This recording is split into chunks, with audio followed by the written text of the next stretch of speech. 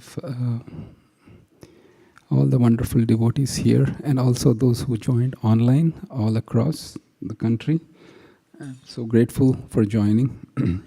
As the Aarti is going on, we'll just do the Jai Radha Madhava prayers, and then we'll do the second part of the Bhakti Sastri class, which is the nectar of devotion.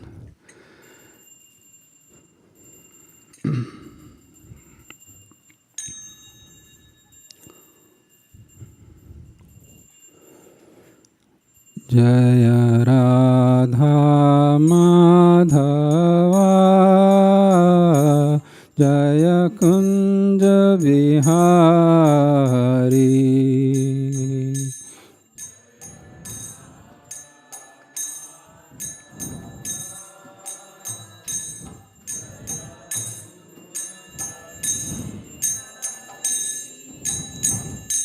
Jaya Radha Madhava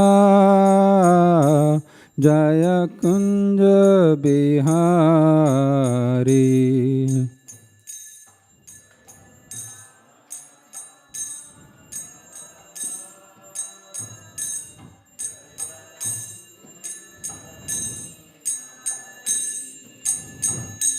Jaya Gopi Jana Vallabha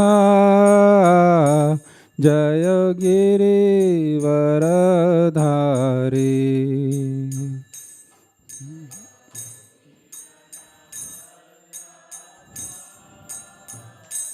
Jaya Giri Varadhari Jaya Yashodanandana Jaya Vraja Janaranjana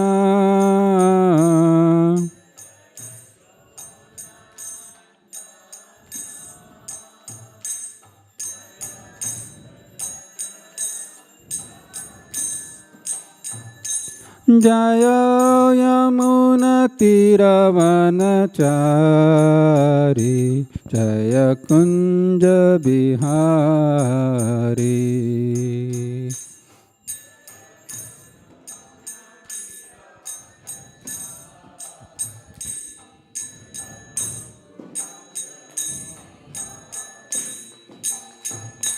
Hare Krishna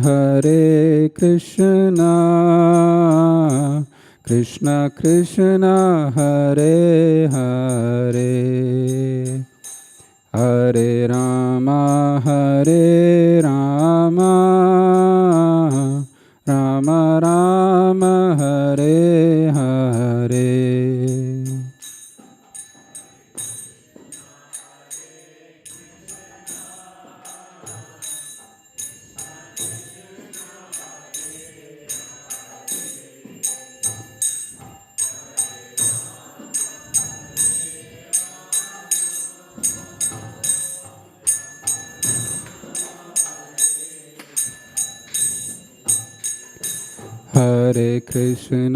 Hare Krishna Krishna Krishna Hare Hare Hare Rama Rama Rama Hare Hare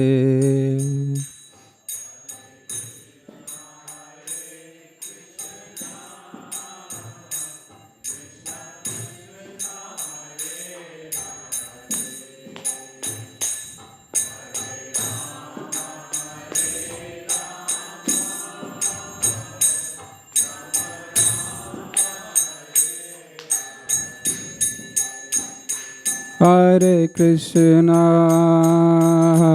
Krishna Krishna Krishna Hare Hare Hare Rama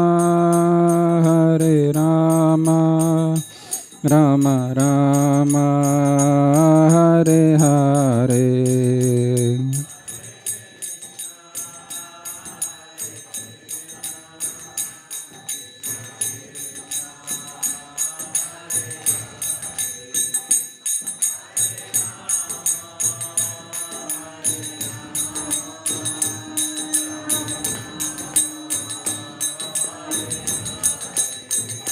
Jaya Prabhupada, Jaya Prabhupada, Prabhupada, Jaya Prabhupada.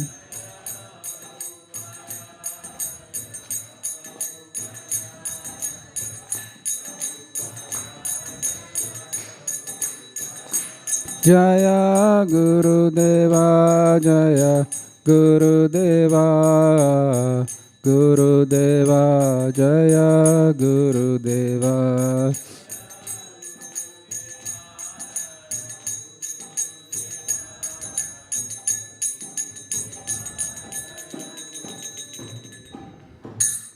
Hare Krishna.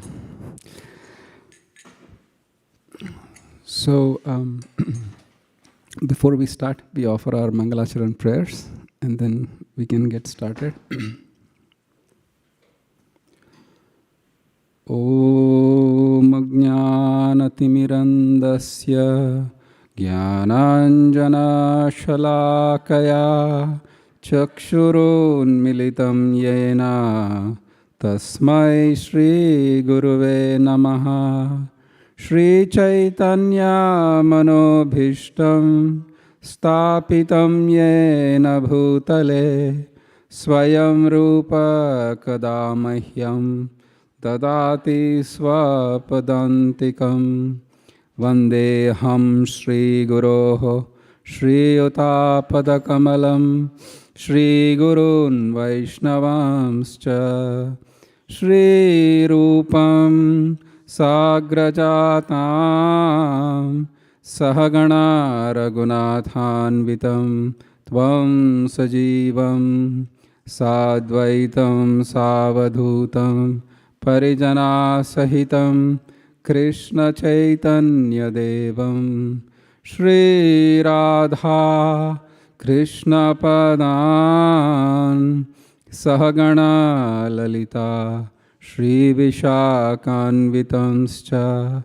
He Krishna Karuna Sindho Dinabandho Jagatpate Gopesha Gopika Kanta Shri Radha Kanta Namostute Tapta Kanchana Gaurangi Radhe Vrindavaneshwari Vrishabhanu Sute Devi Pranamami Hari Priye Vancha Kalpatarubhayascha Kripa Sindhubhya Evacha Patitanam Pavanebhyo Vaishnavebhyo Namo Namaha.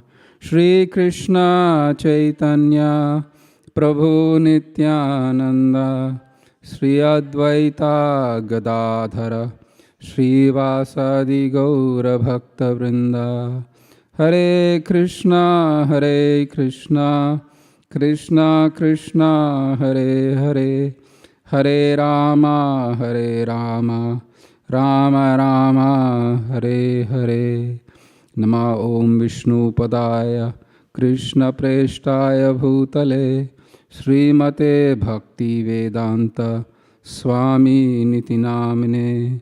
Namaste Saraswati Devam Gauravani Pracharine Nirvishesha Shunyavadi Aschatya Deshatarine Matsamo Nasti Papatma Naparadhi Chakaschana Parihare Pilajjame Kim Bhruve Purushottama Bhumau Skalitapadanam Bhumirevavalambanam Tvai jata paradhanam Tvameva sharanam prabho Adadhanastrinam danter Idam yache puna puna Srimadrupa padam bhojau Dhulisyam janma janmani Rajoham syam bhave bhave. All right.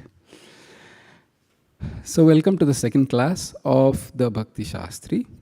Which is we are doing Nectar of Devotion, part the chapters 1 and 2. Today that we'll try to cover. In the last class, we discussed about the overall layout of Nectar of Devotion. We also discussed about how the book is structured, what Srila Rupa Goswami has given us in the broad perspective. Then we jumped into introduction.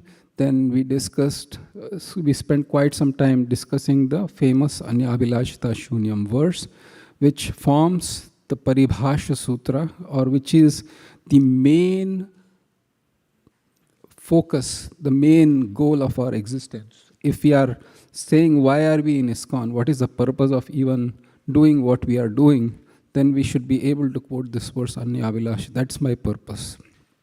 And why is that so important, the verse Anyabhilashita Shunyam?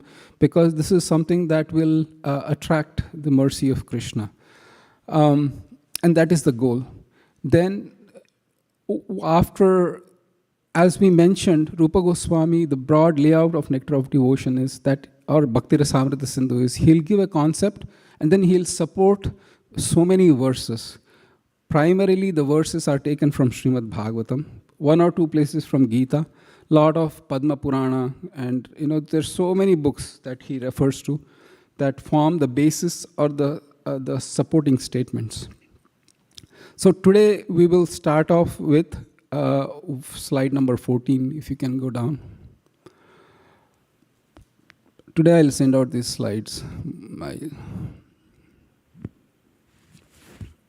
Yes, the next one, it will be there, chapter 1, correct. So we discussed what is pure devotional service, or Anyabhilashita Shunyam verse. But then the chapter 1 starts off with Srila Prabhupada discussing what are the 6 characteristics of pure devotional service. What happens? Because when you do bhakti, one of the questions that I asked is, what is the effect, or how do I feel that I am having the effect of performing devotional service to Krishna? And at least you should know the characteristics of what they are. So, this verse is the important verse. These are the 6 characteristics of devotional service. So kindly repeat after me. Kleshagni Shubhada Moksha Laghuta Krita Sudurlabha Sandrananda Visheshatma Shri Krishna. Sorry, actually I will split it up.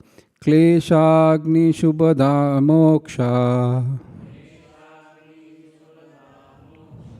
Laguta Krit Sudurlabha Sandrananda Visheshatma Shri Krishna Karshani Chasa. All right. I'll do once more and then I'll ask one Prabhu and one Mataji to repeat. Kleshagni Shubhada Moksha Laguta Krit Sudurlabha Sandrananda Visheshatma Shri Krishna Karshani Chasa. Prabhus, anybody wants to give it a shot? Kleshagni Shubhada Moksha Laguta Krit Sudurlabha Laguta Krit Sudurlabha Sandrananda Visheshatma Sandrananda Visheshatma Shri Krishna Karshini Chasa. Shri Krishna Karshini Chasa. Mataji. Kleshagni Shubhada Moksha Laguta Kritsu Durlabha Laguta Kritsu Durlabha Sandrananda Visheshatma Sandrananda Visheshatma Shri Krishna Karshani Chasa. Shri Krishna Karshani Chasa. So And Mataji or somebody can do the translation, please. Yeah, you can do it. Anybody who has the mic, please. Or Preeti Gaurangi, you can give it to it. The unique characteristics of Bhakti are its ability to destroy suffering, its bestowal of auspiciousness, its disregard for liberation, its rarity of attainment, its manifestation of concentrated bliss, and its ability to attract Krishna. Thank you. So these are the 6 qualities. And we will discuss each quality one by one today. Next verse, please. So the first symptom is called the Klesha Agni. Klesha Agni means, Klesha means miseries, and Gni means to destroy, like Vigna, Vinash. So Gna means to destroy, Shatrugna. Gna means destroyer of enemies, called Shatrugna. So Klesha Agni means something that destroys kleshas. But Srila Rupa Goswami and Srila Prabhupada goes at length on what causes klesha. Why is it that you are suffering?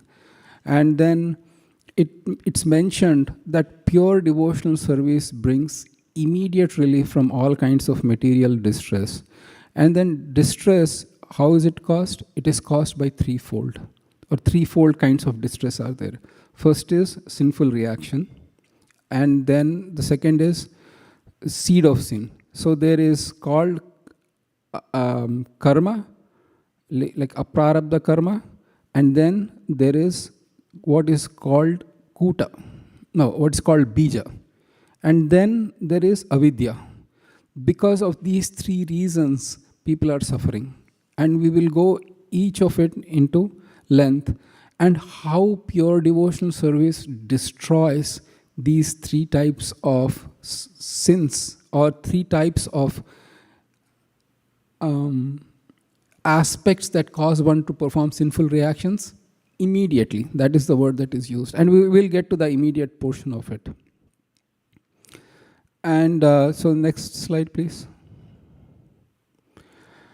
All right, so this is how Srila Prabhupada describes that, in the top is ignorance, which is avidya.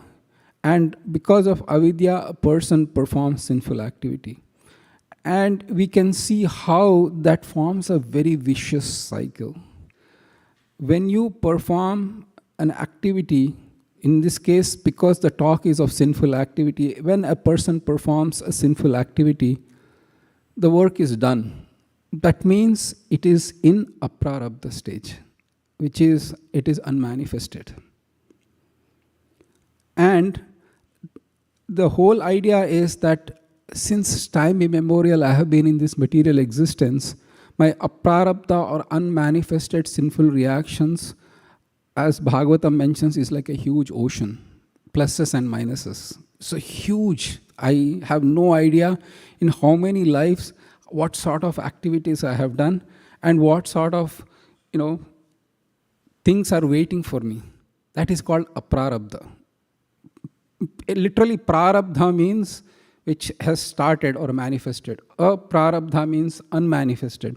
So my karmic reactions since time immemorial are like a huge ocean. It's like there is no beginning. Bhagavatam mentions there is no beginning or there is no end to this ocean of the cyclic implications of karma. So this life, what material nature, Krishna, Daiva does is, okay, Jiva, tiny Jiva, you are going to get this body, and you will get this much amount of pluses and minuses. You have a freedom to choose your activities, but Krishna says the reactions are I am going to give, both plus and minus. Let's talk of minus, because it's sinful reactions, we'll talk of minus. So Krishna says in this life, you are going to get something. Now, if you can see that aprarabdha karma takes the form of what is called kuta. Because of the sinful reactions that are lingering in the heart, a person either performs a sinful activity or has a premonition of that sinful activity. And that takes the form of bija. So from kuta is just very dormant. Bija means it's in the seedling stage. Just like if you take a plant, you need to have that seed on the ground, yes or yes. Then you need to water it, then the plant breaks from the seed. And you can see that it's slowly about to come. And that is called, almost from bija, it is sprouting out. And then prarabdha is full-blown or fully manifested karmic reaction that I'm experiencing today. And that Krishna says is that I cannot avoid. If I have done something, Krishna is saying, this life you are going to get it. That is how the cyclic reaction goes from aprarabdha. Because aprarabdha means it's there, I don't know. It's not manifest in this life, but it's awaiting in future lives. Kuta, bija and prarabdha are in this life. Either bija can, or kuta and bija can be the tendency to perform sinful actions in this life, or a premonition that I am going to get something negative. Both. And Srila Prabhupada uses the thing, if there is a bank robber who committed bank robbery, and the fear that is waiting is a form of sinful reaction, which is called bija.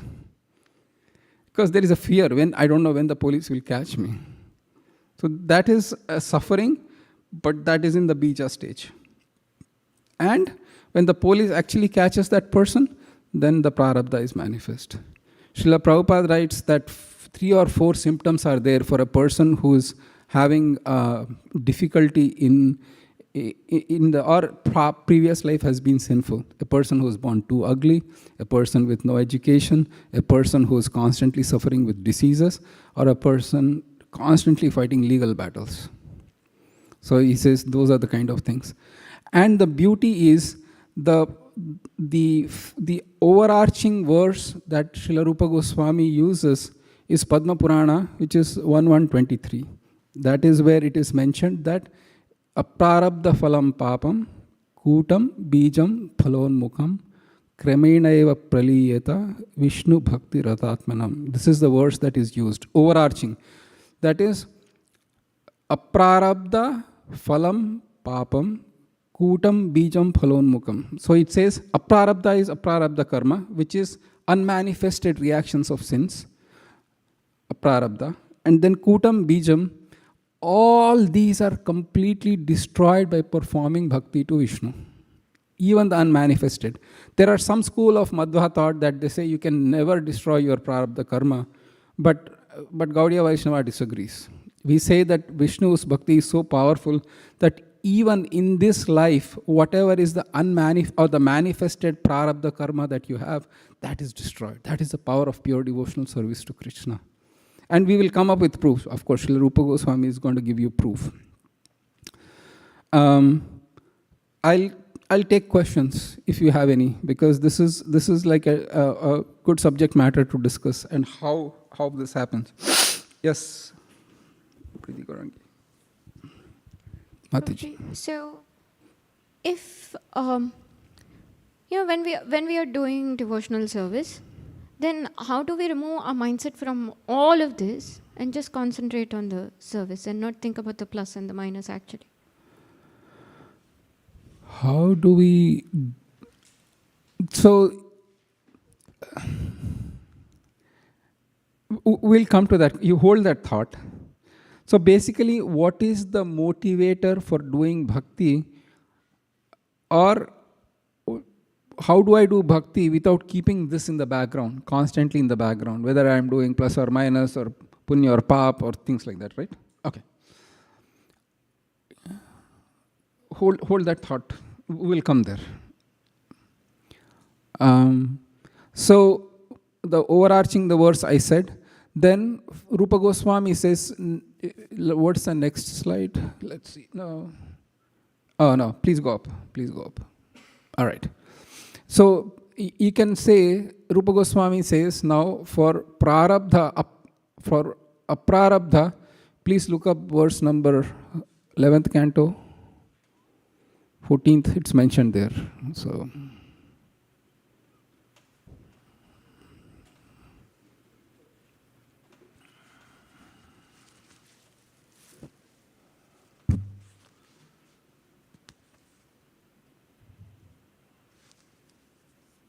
11:14 something. Okay, I'll look it up as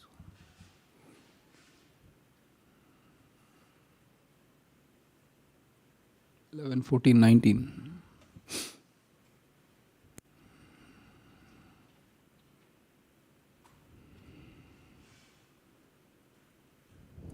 So kindly repeat after me. Yathagnisu samriddharchi. All right, I'll go slow. Yathagnisu samriddharchi. Karotyedamsi bhasmasat. Tata madvishaya bhaktir. Uddhavainamsi kritsnashaha. Laksh translation, please. You have to get a mic. My dear Uddhava, just as a blazing fire turns firewood into ashes, similarly devotion unto me completely burns to ashes sins committed by my devotees. So here is the aprarabdha getting completely destroyed by the performance of bhakti. This is the verse that Rupa Goswami uses. My bhakti is so powerful. If you think my aprarabdha karma is too much, but my bhakti is so powerful that aprarabdha becomes like a fuel to the fire. You can give more and more fuel, you will get destroyed. So this is one example of Rupa Goswami giving aprarabdha karma completely being destroyed by pure devotional service. Right? Yes. Thank you, Prabhuji. So, Prabhuji, as you said, so if you're like a pure devotee, his prarabdha karmas is vanished by Krishna, but also it comes like Krishna specifically gives distress to pure devotee in order to bring him more closer to him. So how we can understand these two situations? And also a pure devotee does not actually cares if his prarabdha is vanished or, so how we can understand? So the other verse that, this is what is Rupa Goswami quotes. The other verse is the famous verse from Brahma Samhita. Yastvindra gopamatavendra mahosva karma bandhanurupa falabhajana matanoti karmani nirdahati kintu cha bhakti bhajan govindamadi purusham tamaham bhajami. 554, I think. Why don't we do it together? It's fun. Brahma Samhita 5, I believe it is 54.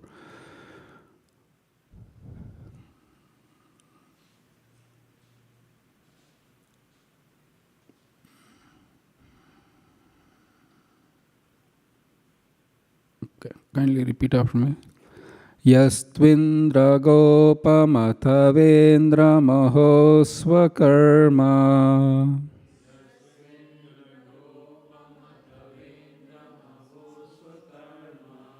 bandhanurupa falabhajana matanoti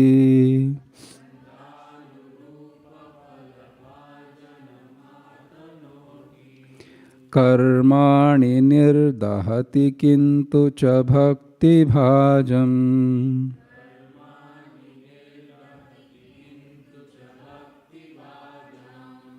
govindamadi purusham tamaham bhajami.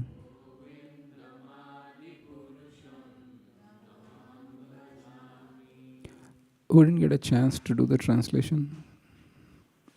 Mata, you can do it, please.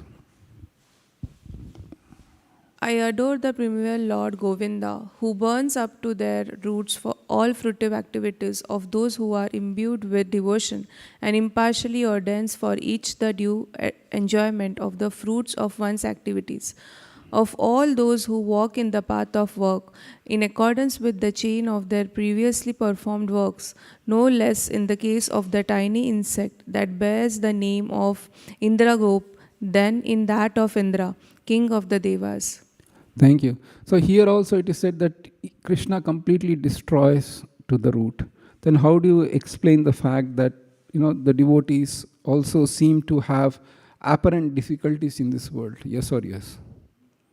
I mean, it's not like you go to the office and your boss says, you don't need to work ever. I'll just pay you fully.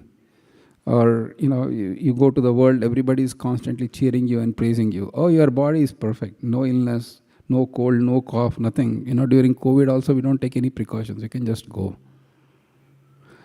The point here is when Krishna destroys it, the karma, please understand, is given by material nature, not Krishna. For a baddha jiva or a conditioned jiva, Krishna is impartial. He never even looks at the jiva or their karmic reactions. Material nature does it automatically. But when devotee surrenders to Krishna and performs pure devotional service, it is destroyed, just like a governor of California or the president of United States pardoning the prisoner with the caveat that the prisoner has to stay for extra some time in the prison just to get reformed. And that is not coming from the judicial system, but the order of president himself. So karma is there for the devotee to cleanse the long cherished desires of enjoyment in this material world. And so Krishna gives quote unquote reactions that seem like karmic reactions, but they are not. And the devotee is in his part saying, I remain, because if you say talking of surrender to Krishna, what do you mean surrender to Krishna? It means that you stay fixed at Krishna's lotus feet irrespective of what he gives you. When you say, I surrender to Krishna, I am ready to take whatever you give me. And you, my Lord, know me perfectly. You've been situated in my heart since time immemorial. You know the deepest desires, weaknesses, conditionings that are binding me to this material existence. So I surrender to you with no condition on how you will give me or treat me and how you will extract me from this material existence. It's your prerogative. You can keep me here for another 20 million lifetimes, or you can take me out in 2 seconds. That's your choice. And that is the state of surrender that the devotee waits upon Krishna. Time and again, Bhagavatam is there. In Bhagavatam, we have so many verses that tells the devotees, innermost level of surrender that says to Krishna, Krishna, it's your choice. I'm not going to ask you for anything. I'll take one verse and then we'll not get, because I have so much to cover. We are in the one of the 6 symptoms of bhakti. But I will take one verse that shows the level of surrender, and then we can do 6:11:27, please. It's the prayer by Vritrasura.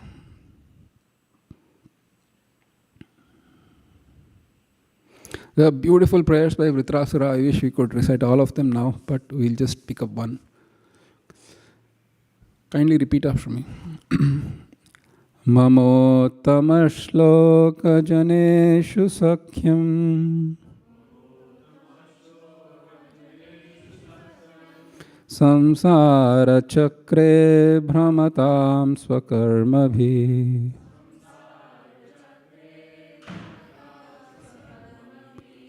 tvanmayayatmatmajadarageshu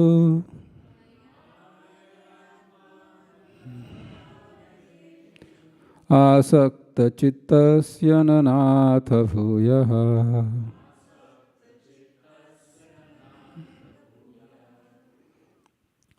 Translation, please. Somebody online, and then we can do. Prabhu, you didn't get a chance. Do you want to read? Okay. All right. Online. Okay, Prahlad, go for it. It was for a question, but anyway. Oh, yeah, for a question. Okay, you tell the question after you read the translation. Okay.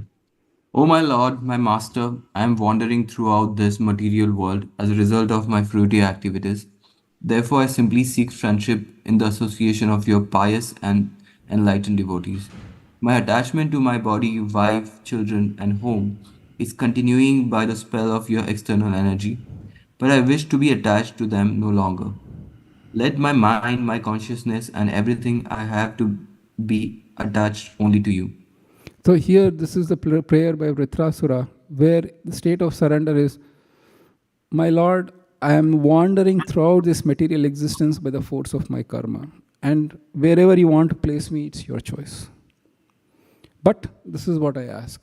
Let me have the association of your devotees.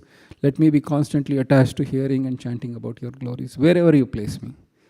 On one hand, there is the fearlessness from the devotee, knowing that you place me in hell, it is under your prerogative. That's your kindness upon me. On the other hand, it is the surrender that I don't ask anything from you in terms of for myself. Only thing I ask you is because the bhakti or my devotional service is what I'm connected with you, that you give me wherever I go. Not that, I've been chanting 20 years. Where is my reward? I could do 20 million lifetimes. It could be anything. But we'll come to that point. I think we'll hold on to that, or we'll come to that point. So that is one question. Second thing is why Krishna gives miseries to the pure devotees. And that's what you said, right?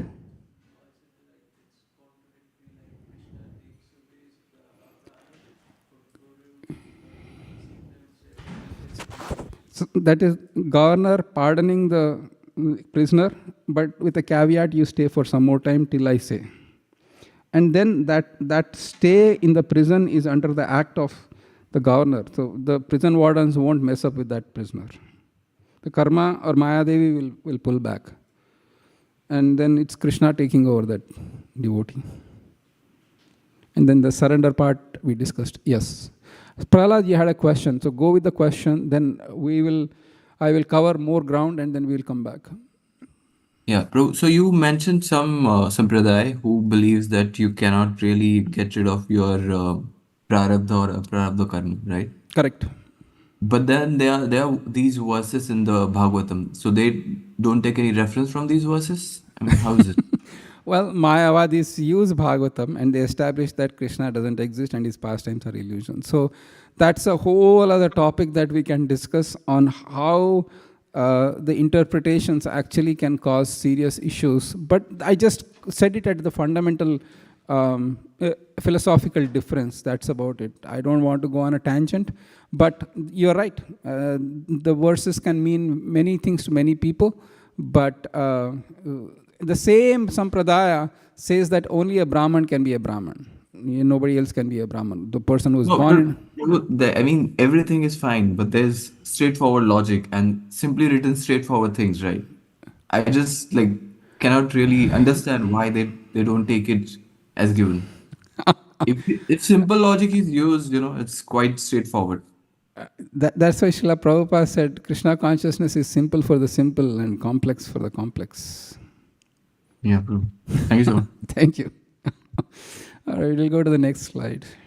No, not next slide. We have to discuss how prarabdha is being destroyed. It's a very important point. Let's go back to the slide and open up. Oh, actually, you are here. Prarabdha is destroyed by this particular verse. The third canto, 22nd chapter, 39 verse, if I remember right. Why look it up? Sorry, 333.6. My apologies. 333.6. Oh, you can expand a little bit, and then this beautiful verse that destroys. Yeah, I have a quiz question for you. I'm trying my best to adjust the timing so that devotees are, kindly repeat after me. Yannamadeya Shravananu Kirtanan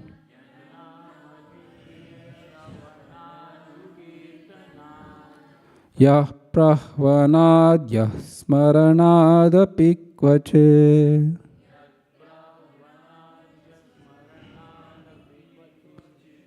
Shvadopi sadya savanaya kalpate.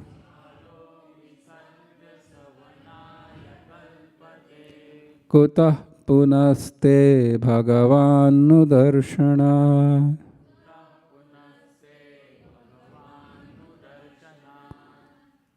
Online, anybody wants to read, please, those who didn't get a chance. Hare Krishna Prabhuji. And you can, Shanta. okay, perfect. Prabhu, you can also tell others to read. You can guide. Yes, Prabhu. Yeah. To say nothing of the spiritual advancement of persons who see the Supreme Person face to face, even a person born in family of dog eaters immediately becomes eligible to perform Vedic sacrifices if he once utters the holy name of the Supreme Personality of Godhead or chants about him, hears about him pastimes, hears about his pastimes, offers him obeisances, or even remembers him. Next, Smita Mataji. Thank you. Before we continue, I just want to thank our faithful devotees who like show up and set up the whole thing, and then Akhil and Satya Sankalpa. Thank you for both for kind of doing this, and then for many years we had Krishangi Mataji doing it as well. She was the one she would man, so I'm grateful to all of you. Thank you. So coming back. To say nothing, how is this verse destroying the prarabdha karma?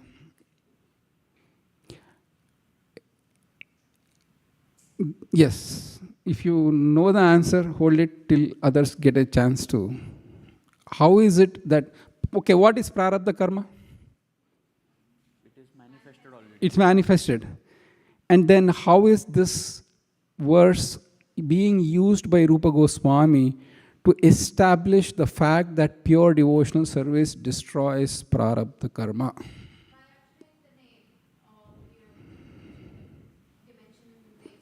Yeah, you have to use the mic.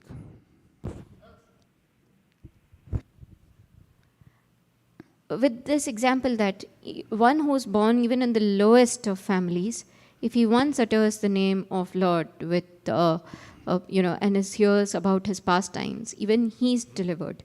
So this means that even if this person had all the offenses or the prarabdha, the karma, all of that gets destroyed too. Thank you. You're close. Yeah, you have Achyuta Leela Prabhu, you have something to add? It's kind of similar, Prabhu, because the fact that a person is born in a low family, which means he has so much of background minuses in the past, and now that suddenly the person becomes Brahminical or eligible to perform sacrifices and utter verses, which automatically means that they have destroyed their prarabdha karmas. Nice. Just want to add fine tune. The very fact that a person is born in the dog eater family is that he or she is manifesting the prarabdha karma to begin with. So that is the most crucial, critical point here. I have had so much of my prarabdha is manifested now by being born in the family of a dog eaters. But bhakti is so pure and powerful that by taking the names of the Lord, I overcome the disability of being born in a low-class family and I am eligible to perform sacrifices. So that is the key point here. The prarabdha is destroyed like that. Yes. Question, Prabhu. So that includes, like, let's say a person is going through some sort of either mental or physical diseases. That also could mean that by the performance of pure devotional service, that is also reduced. Yes, because klesha is three types: adhyatmika, adibhautika, and adidaivika. All three are destroyed. Thank you, Prabhu. Welcome. All right. So this is the first effect of bhakti, which is klesha agni. Right, next, we'll go a little bit faster so that we have an hour 15 minutes. We'll go back to the slides, Prabhu. Thank you.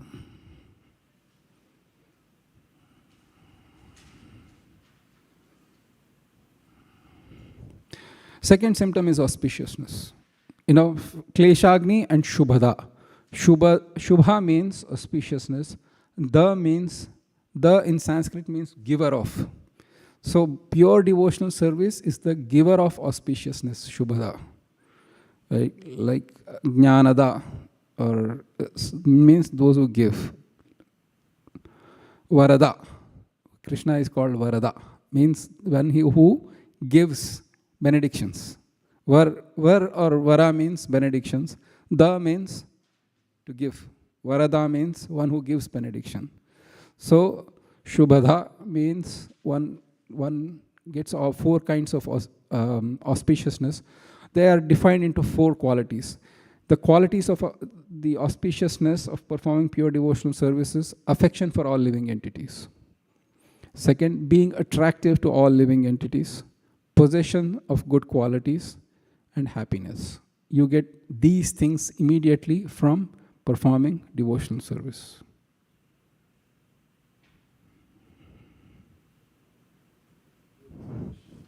Yes, online?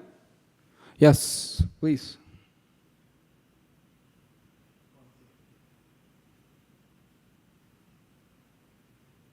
Mita Mataji, I think I told your name. Yes, Hare Krishna Prabhu. So we have to read this, right? The symptom of auspiciousness? No, we don't need to. Not this one, Mataji. I'll call upon you next time when you have to read. Okay, sure, Prabhu. Yes. Mansi Mataji, Hare Krishna. Thank you for joining. All the way from New Vrindavan. Hare Krishna, thank you so much, Prabhuji. Please accept my humble obeisances, especially with that. Prabhuji, I have a question on prarabdha karma. Yeah. If it's so we were talking about how devotional service destroy even the prarabdha karma. Then I've seen devotees who've been practicing devotional service for so many years, and I've seen them going through really, really tough times and experiencing really, really sad moments. So it's hard to understand how, when even it brings auspiciousness, happiness, and destroys all the karmic reactions, how do those devotees go through those experiences? When Krishna, so it's established in pure devotional service, Maya doesn't give the effects, but or material nature doesn't give it, is Krishna. Now, please understand that we have no frame of reference on what percentage of our original karmic reactions we are getting. We are undergoing something now.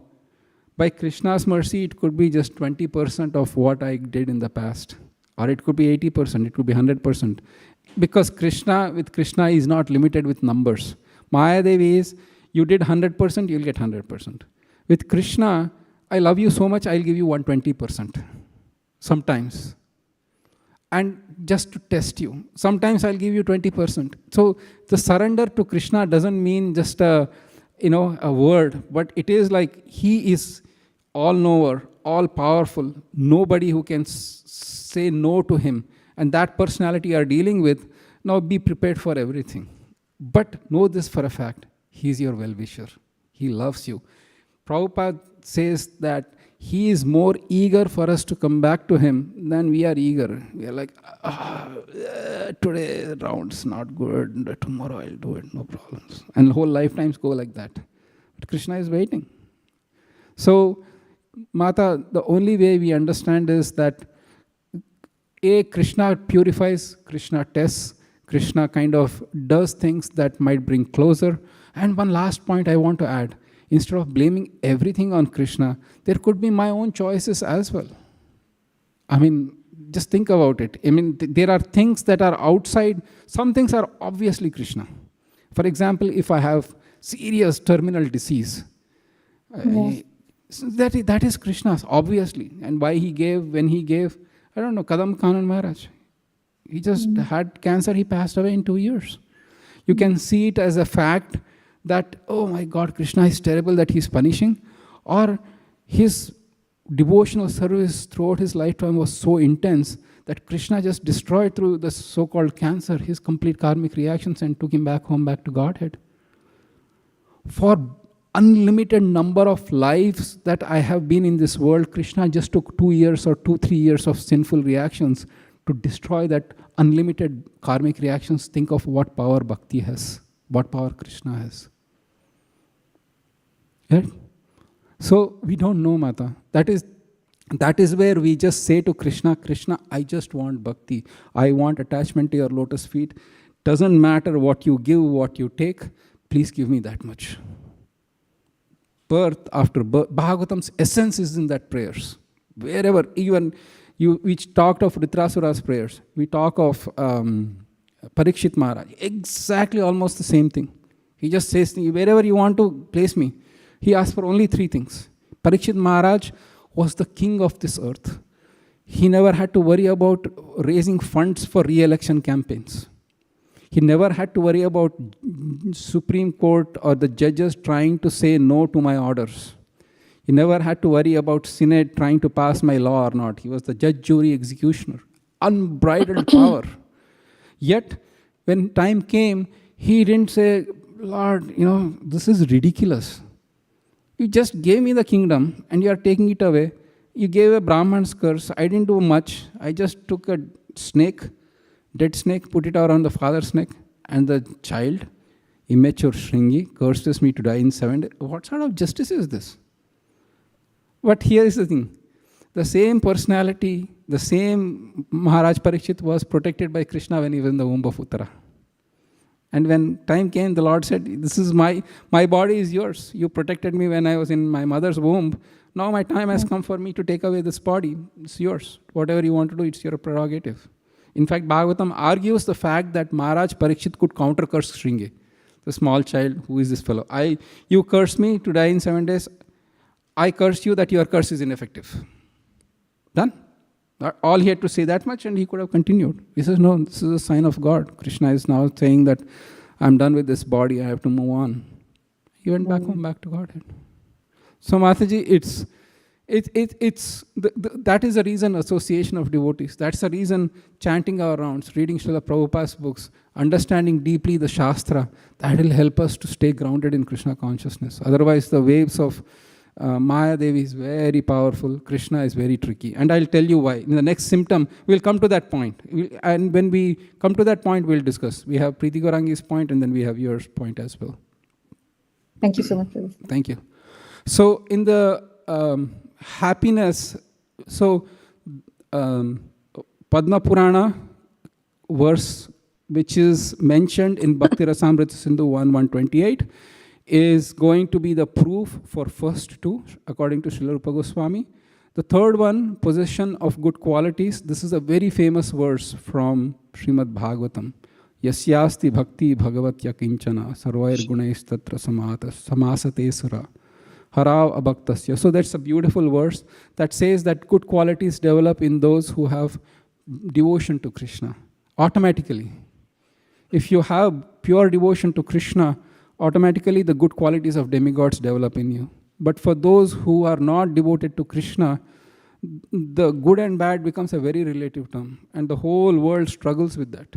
If you are a CEO of the company, you struggle with this concept of what is good and what is bad. Or what is, you have this, you're in the Justice Department. It's a very serious struggle.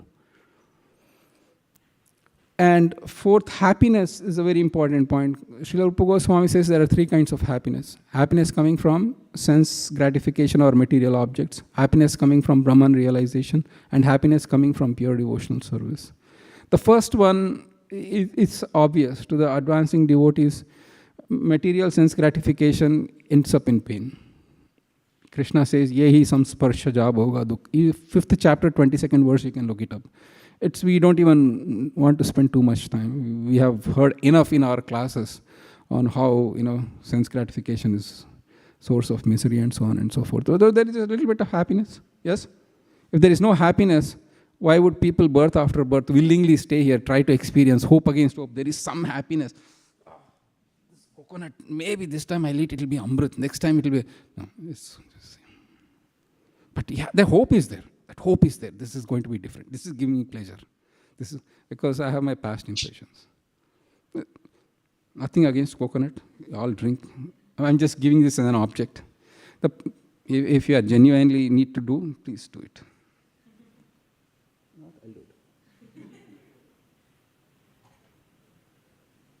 But the point I want to make before I go is, Krishna says in the 5th chapter, 22nd verse of Gita, Yehi samsparshajab hoga dukkha yona yevate. He says that samsparshajab hoga, those who are completely absorbed in matter. Sparsha means touch, samsparsha, completely into matter. They are experiencing material miseries because of being completely absorbed in matter.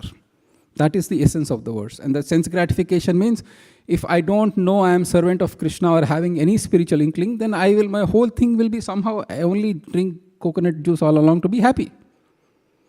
That's where the problems come. So material things gone. Brahman is, again, the yoga ladder will do Bhagavad Gita, but take from me that there is Brahman happiness, the happiness that is coming in from the fact that I am not the matter, I am spirit, and pure devotional service. Srila Rupa Goswami says, the happiness that you derive, this is his exact words.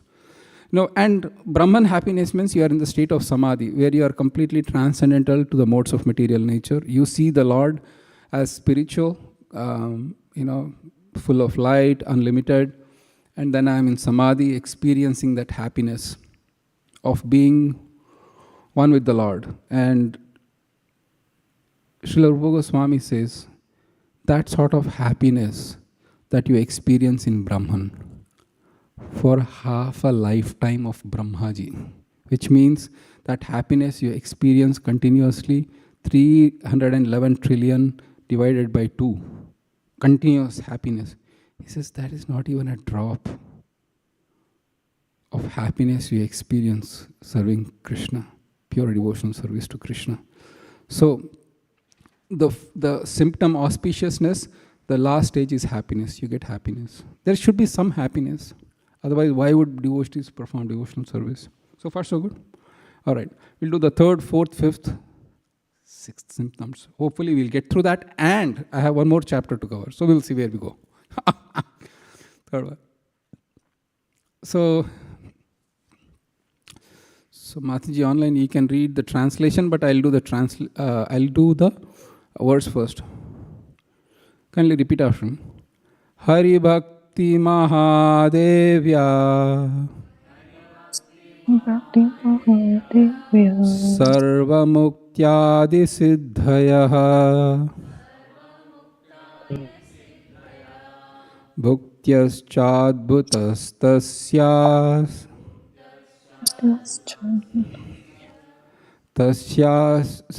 Chetit Kavad Anuvrata. Translation, please. Hare Krishna Prabhu. All the siddhis headed by liberation and all astonishing material pleasures follow after the great goddess called Hari Bhakti like fearful maidservants. So this verse is used by Srila Rupa Goswami for the 3rd quality of those who are in pure devotional service, which is liberation is not taken to be a great thing. What is liberation or mukti? That is the ultimate goal of other paths. In Gaudiya Vaishnavism, there is a stark contrast.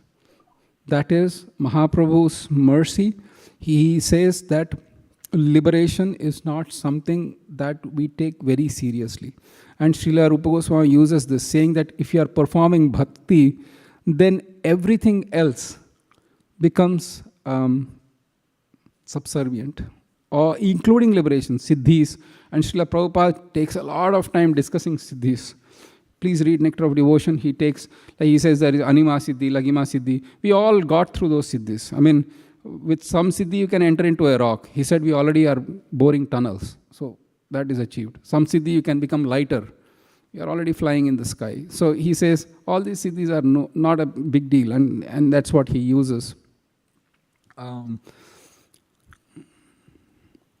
then I brought up the verse. Chaitanya Mahaprabhu says which verse? Nadhanam? Janam Sundaram. Kavatam va Jagadish Kamaya Janmani Janmani Sare Ahatadipkir Ahitupitvai. Somebody has to mute. All right. online. Where is liberation minimized in this verse? We read this verse. Where is it liberation is minimized in this verse? Nadhanam najasundari. Mama janmani janmanishware. It's birth after birth, which means if it is liberation, there is no, that statement will become redundant. Yes or yes? But the fact is that Krishna Mahaprabhu is saying no liberation. Again, the same thing. Wherever you place me, just give me your devotional service. So from there, Bhagavatam, actually all the verses in Bhagavatam point like that. Nanda Maharaj says in the 10th canto as well, wherever by the force of the karma, they have no karma, but they say that. So far so good. This minimizes liberation. We will take about 3-minute break. We can stretch, we can go. If you want to do a 100-yard dash, 19 seconds is the world record. So we'll do 3 more symptoms, and then we'll be back in exactly 9:47. 9:47. So we should be back. All right.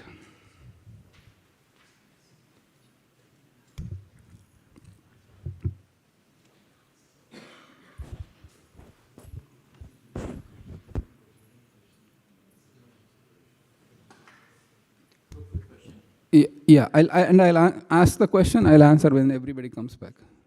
So Prabhu, for the first symptom, can we, given that context, can we also connect the shloka that Krishna is telling to Arjuna, Shipram bhavati dharmatma? Yes. Can we? Okay. That actually will come. We'll come to that in the 4th. Thank you.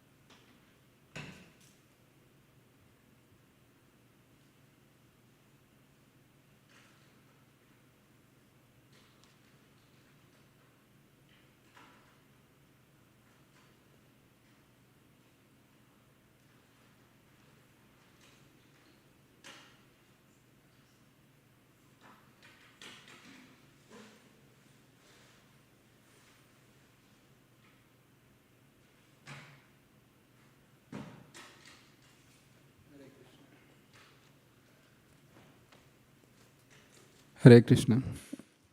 All right, as others come in. So, for those who are online, you can type, but how many qualities of pure devotional service are there? 6. How many did we cover so far? 3. So, what is the first quality of pure devotional service to Krishna? Destroys miseries or destroys distress. Second, auspiciousness.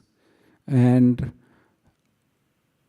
the third, minimizes liberation. So, Kleshagni, the first one, Shubhada, Sanskrit, the second one, and the third one is Moksha Lagutakrita. Moksha means liberation, Laguta means less, minimum, small. Krita means it does, action. It minimizes the value of liberation. The fourth one is called Sudurlabha. Sudurlabha means difficult to achieve. And we'll discuss on why it is difficult to achieve. So, the reason why it is difficult to achieve is if you perform lot of austerities like jnana, vairagya, and this vrata, and das tyaga, and everything, without having devotion to Krishna, then it is very difficult. You will not get, you will not be able to achieve bhakti. That is one meaning of Sudurlabha. The second meaning of Sudurlabha is, in the first part, is that we will discuss that in the nectar of devotion in the later stages, but there are 8 stages from Shraddha to Prema. So there is that famous verse. Anybody? Sorry? Thank you. So there is Adau Shraddha, Tato Sadhu Sangha, Tatota Bhajana Kriya, Tato Anartha Nivritti Syat, Tato Nishta Ruchistata, Asaktis Tato Bhava, Tata Prema Abhyudanchati, Sadhakanam Ayam Premna Pradurbhavet Bhavet Kramaha. So, first there is Shraddha, there is then Sadhu Sangha. So, Shraddha, Sadhu Sangha, Bhajana Kriya. Then after that is Anartha Nivritti. After that is Nishta. After that is Ruchi or taste. After that is Asakti. So, if you perform bhakti without that asakti, then also it is difficult to achieve pure devotional service to Krishna.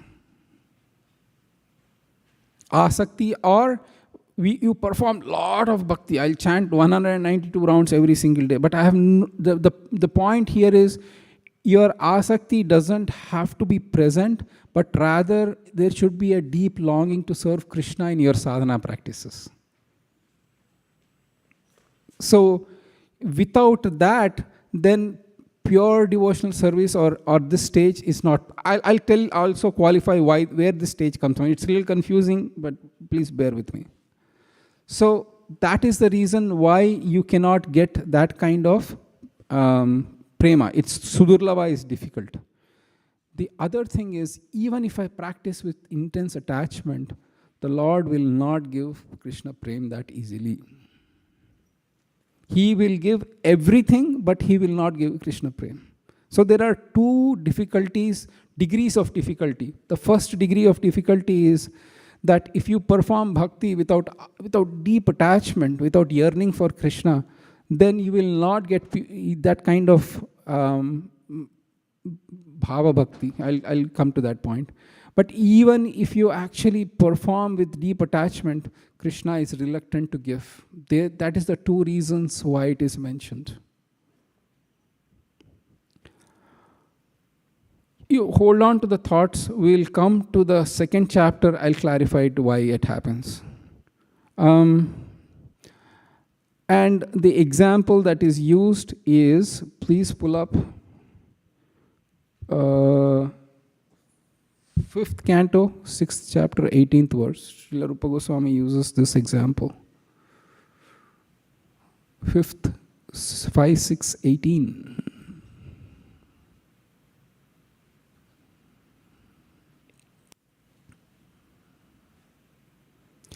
So kindly repeat after me. Rajan patir gururalam bhavatam yadunam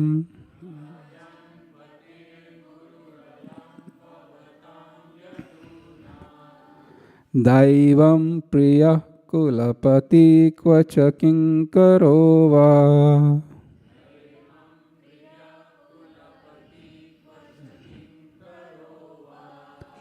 Astveva manga bhagavan bhajatam mukundo.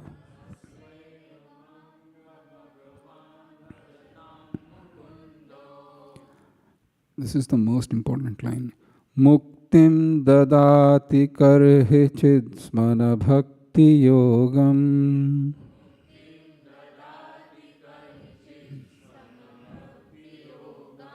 Muktim dadati karhi chidsmana bhakti yogam.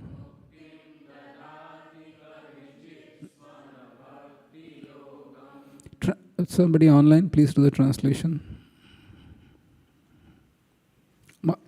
Shamchandra Lata Mataji can go next. Okay. Hare Krishna Mata.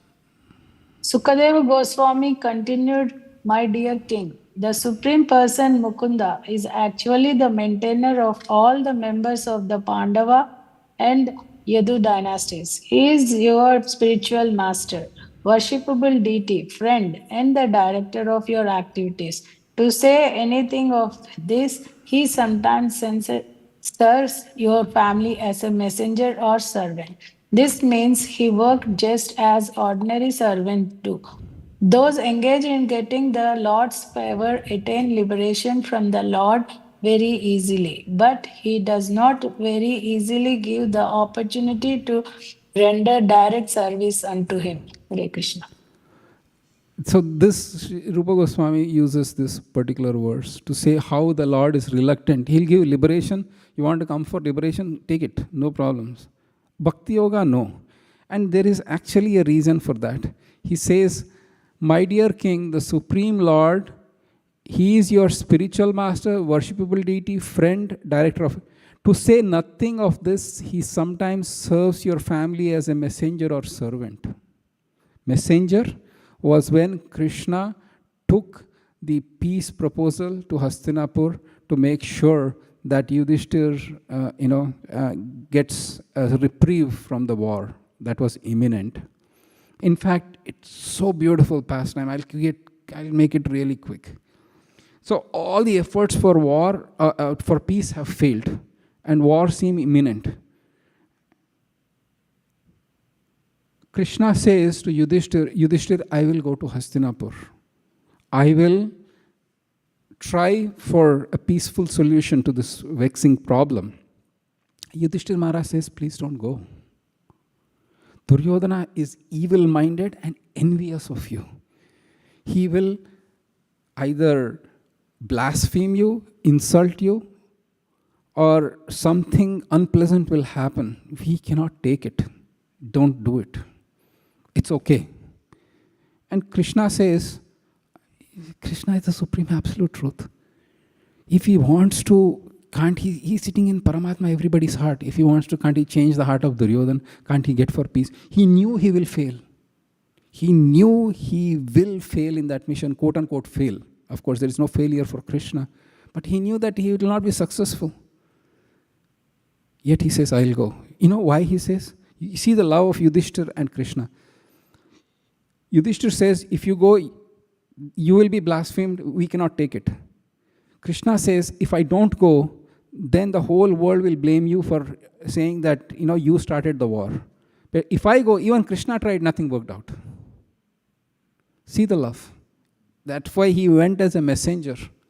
And servant, of course, we know the story of charioteer of Arjuna.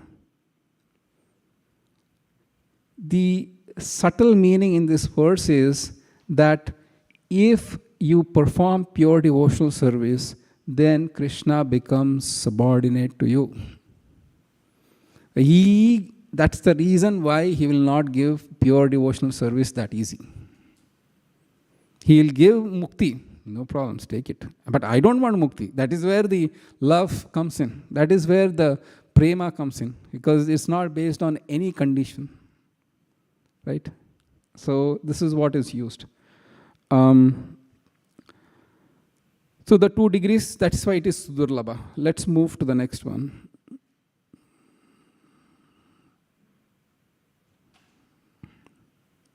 Slides, please, next.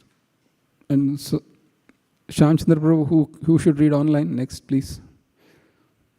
Rasapurnima Mataji. Rasapurnima.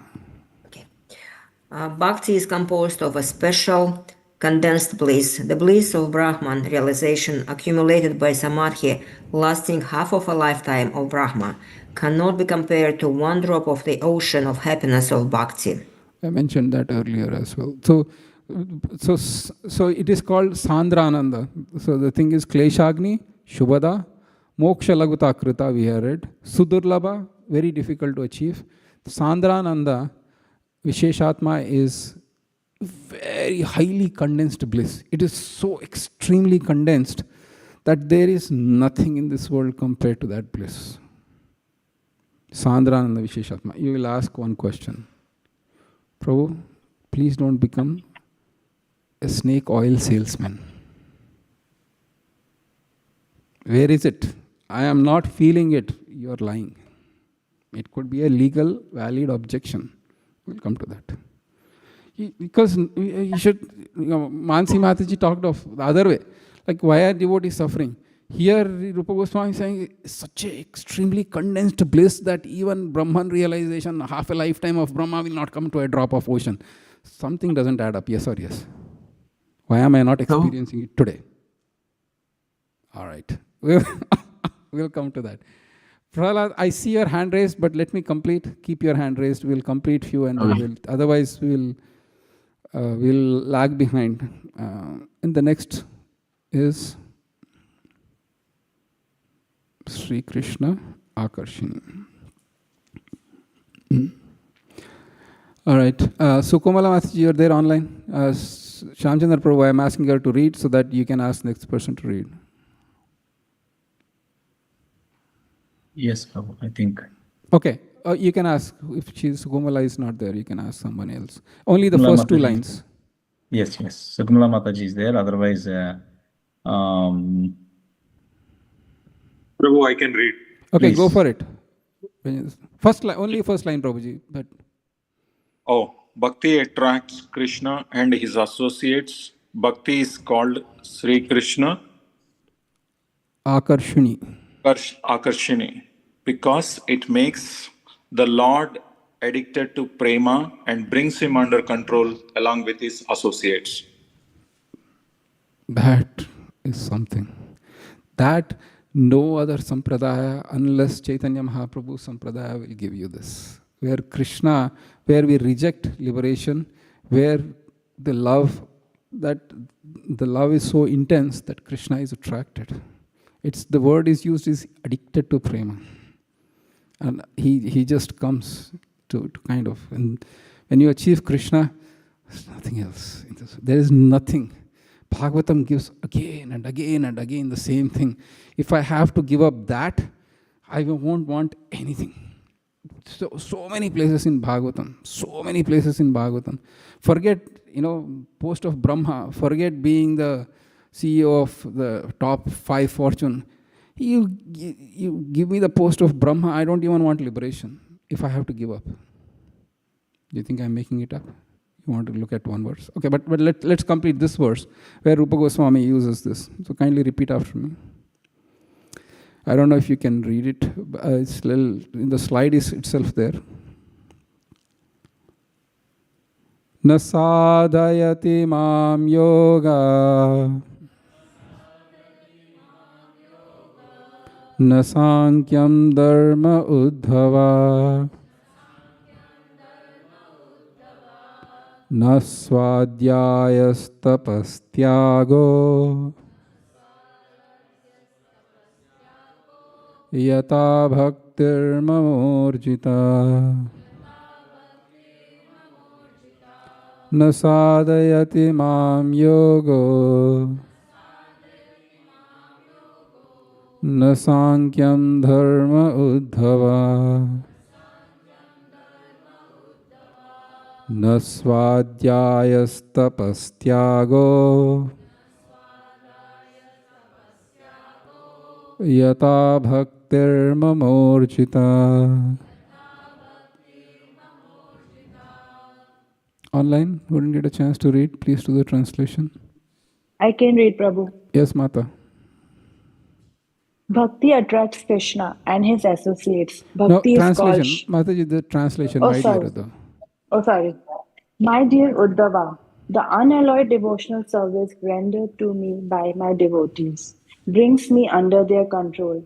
I cannot be thus controlled by those engaged in mystic yoga, Sankhya philosophy, pious work, Vedic study, austerity, and renunciation.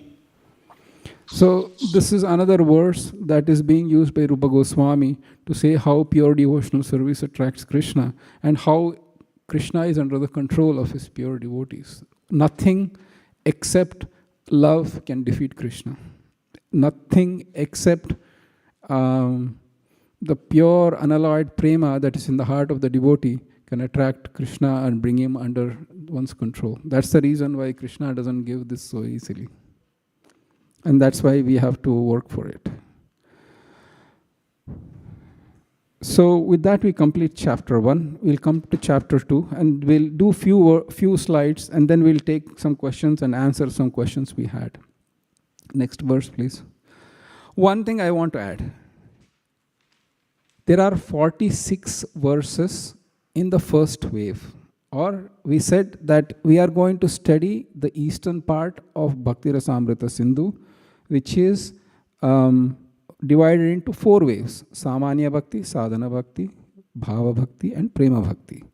So we are just on the verge of completing Samanya Bhakti.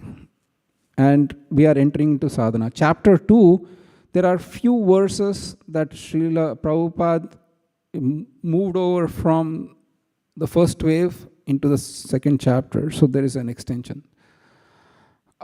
Chapter 2, Srila Prabhupada starts that there are 3 types of devotional service. One is sadhana bhakti, and he says devotional service in practice.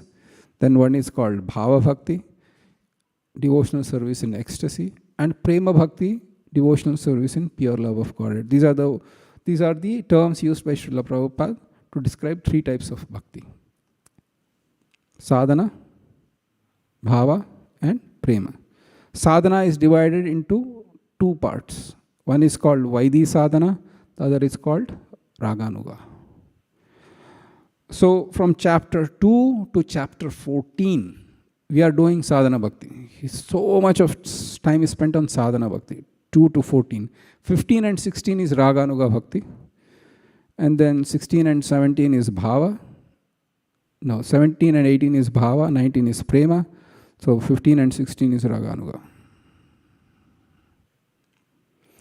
Next slide. This is the important slide I want to discuss a little bit. How many qualities of pure devotional service are there?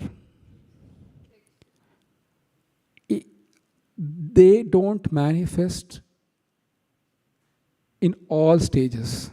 In sadhana, only first 2 are manifested, which is Kleshagni and Shubhada. In sadhana bhakti. In bhava bhakti, all the four are manifested: Kleshagni, Shubhada, Moksha Lagutakrita, and Sudurlabha. Only 4. In prema bhakti, all the 6 are manifest.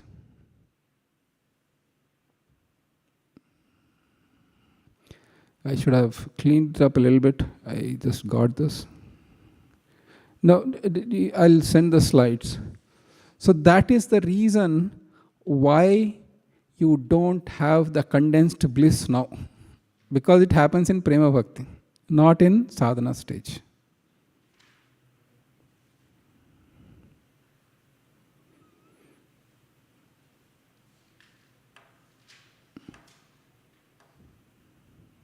No, please move. Thank you. So now we'll take the questions. So let Preeti write, and then we'll take the questions. So she can ask first question, and then we had 2 questions outstanding. Mike, can you please repeat the question? I just added certain layers to it, Prabhuji. So the first thing that we understood is about all of this prarabdha and Question? It's a question? Yeah. The question is prarabdha and how doing devotional service destroys prarabdha. Then the second symptom was auspiciousness, and how doing devotional service, it gives you auspiciousness. And then minimizing liberation and all of these basically benefits of doing devotional service. But the point is, when we actually do devotional service, how can we forget all of these benefits? In a way, my honest thing is, I feel that I shouldn't have known all of this. You should not have known. Yeah, that's better, because if I don't know, I'm just doing what I know to do, rather than thinking about all of this. How do you know what you know to do? I don't know much, Prabhuji. I know picking flowers helps. That's it. So here is the thing. Your earlier question was, how do I do without knowing all this? But the danger is, if you don't know, how do you know what you are doing? How do you know the goalposts? How do you know if somebody comes and he is a very accomplished actor who can cry at the drop of the hat. They come in front of the deities and then they're just shivering and crying and everything. Oh my God, you are in bhakti. You are in pure prema. If you don't know the symptoms, how will you know? Oh, so let me rephrase. I said, without actually thinking about all of this. You don't. Yeah. You don't. But the thing is, sometimes you are doing bhakti and you feel suddenly happy. Do you feel sometimes? Why? At least you should know that, it gives happiness. And then I'm doing on the right path. That's one thing. And the second thing is, sadhana means that there are rules and regulations. You should know the rules and regulations, otherwise how will you perform sadhana? So Rupa Goswami spent so much time on that. He says 64 limbs of bhakti, offenses to be avoided. There's so much of details he gives. Why? Because you need to know in the sadhana stage you need to know. In the raganuga stage, in the higher stages, you don't know. Now, in the sadhana stage, if I am doing deity worship, I strictly have to follow the rules. And if I don't know the rules, what should I follow? I'll walk into the temple with my chappal on. It's the norm here in this country. It's an offense. It's mentioned in Raga. So the whole idea is, in the Raganuga stage, no rules. You don't need to know. Because it is so spontaneous in Krishna's service. It is a play of Yogamaya, it's a play of Bhakta, and it's a play of Krishna. There are no rules. But till that stage, yes. That is, all right. I will take Lakshmi, is a new question or an old question? New what? Hold. Achyuta Balram Prabhu and Prahlad. And then, actually Prahlad raised the hand first. Okay, Prahlad, you can go first. Hare Krishna Prabhu. Prabhu, so my question is, so if Krishna gives you liberation and he says you do not have to be in love with me, right? So what sort of liberation is that? Because so this is a continuation of my question last time. Shukdev Goswami, you said, was impersonalist, right? He got impersonalist liberation and then he had to come back, right? So what sort of liberation is that? That you don't have to love Krishna, but you still get liberated. So there are we'll do that. There are 5 kinds of liberations: Salokya, Sastri, Sarupya, Samipya, and Samipya, Salokya, Sastri, Sayujya. Thank you. If a person performs perfection in sadhana, then you go back to Vaikuntha. So there is love of Krishna at every level, whether be it in terms of different rasas. That's a whole other topic which Nectar of Devotion talks about. That's a bare minimum. It's a most common denominator is love of Godhead. Now, for those who seek mukti, it is not quote unquote love of Godhead. it is a liberation. There is some attachment to the Lord. In fact, Rupa Goswami writes that of the 5 types of liberation, forget Sayuja, all the 4 are still in the realms of bhakti because you are going back to Krishna to serve him. And every jiva has their own eternal identity with Krishna. So yes, those who get liberation, they go back to Vaikuntha. And some people might seek that. So is there a stage where you don't love Krishna, you still get liberation? I mean, why am I asking this is like, if you meet people who are really generous, right? They don't seek anything from you. So we are talking about Krishna, the most generous person we would ever know. So would he allow any such condition, any such situation? A situation of what? Liberation with no love? Yeah. Yeah, it's possible. Because in the Sayuja, for one who wants to merge with Krishna, there is no love. There is just freedom from material miseries. And we have a whole topic on that we can discuss. Yes, I'll give you the short answer, but we'll take offline for another extended 2-hour class on that. Thank you. Achyuta Balram Prabhu and then Laksh. Hare Krishna Prabhuji, Dandavat Pranam. Prabhuji, I'm trying to relate Anyabhilashita Shunyam verse with the sadhana bhakti, bhava bhakti, prema bhakti. So does Anyabhilashita Shunyam verse like basically is talking about prema bhakti? Is this correct? No, it is the entry into pure devotional realm. And then when you advance in it, then you will see all the 6 symptoms manifest. I start with sadhana. With sadhana, first level is I only see experience to Kleshada and Shubhada. Kleshagni and Shubhada.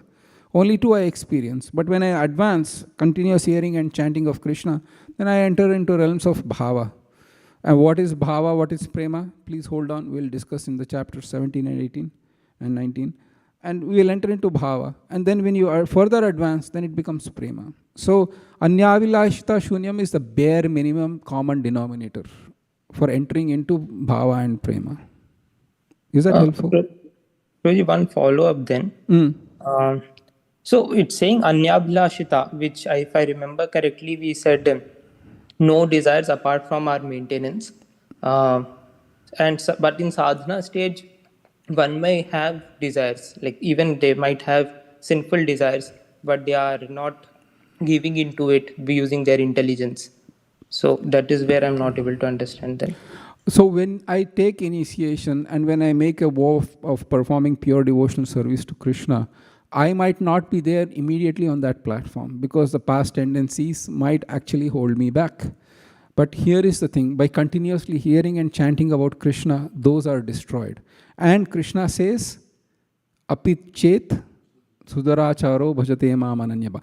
Bhajate maam ananyabhak. So when you take on to the qualities of pure devotional service to Krishna, Krishna is saying, this guy's focus is only one-pointed. Anyavila, there is no other desire. The thing is, Achyuta Balaram Prabhu, there might be desires, but they are subservient. We discussed it at length. They are subservient to the main desire, which is pure devotional service. I have other desires, but this is my main desire. And I don't want Gyan, I don't want Mukti, I don't want anything. I accept the teachings of Acharyas for pure bhakti. I'll take it and I'll run with it. Now, there could be past tendencies, there could be past habits, there could be past attitudes that are holding me back. But that coupled with bhakti will be overcome over a period of time. Is that helpful? Yes, Prabhuji. Thank you. Thank you. Oh, Laksh and then Prabhu. Okay. Thank you.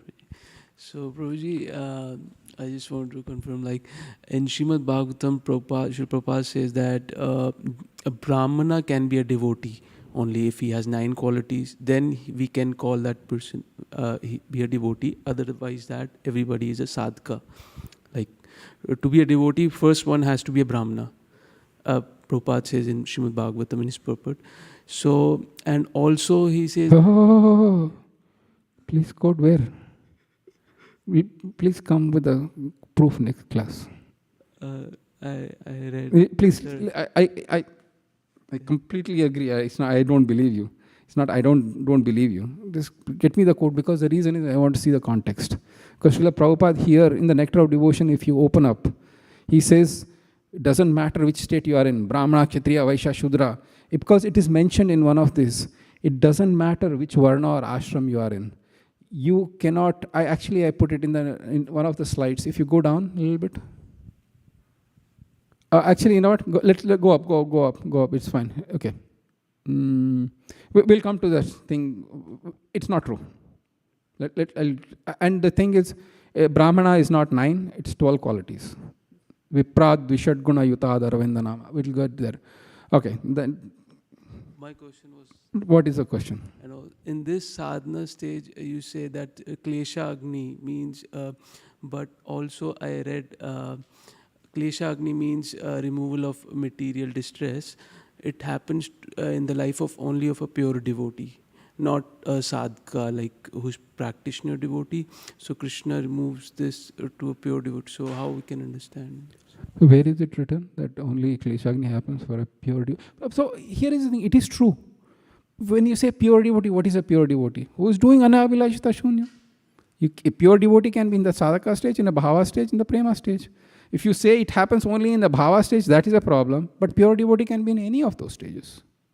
In fact, anybody comes and says in front of Krishna, Krishna, I want to be a pure devotee, is a pure devotee. And I don't have any other motive other than to serve your lotus feet. That person is a pure devotee, he or she.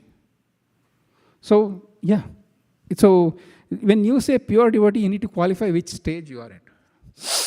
As I understood by reading Srila Prabhupada's pure devotee means who is in the stage of like bhava or prema. So you can say sadhaka can be in pure devotee? I mean, he says that if you have small even material attachment, it is not considered to be a pure devotion. If you have, see the thing is this, in the sadhana stage there are a lot of desires. In bhava stage, less. In prema, it is mentioned the human being thinks about 70 to 80,000 thoughts a day. In prema stage, not one of that thought is material. But that doesn't mean you are not a pure devotee. I have a question. If Kleshagni is only for bhava or prema, I will never join ISKCON. I won't accept that philosophy.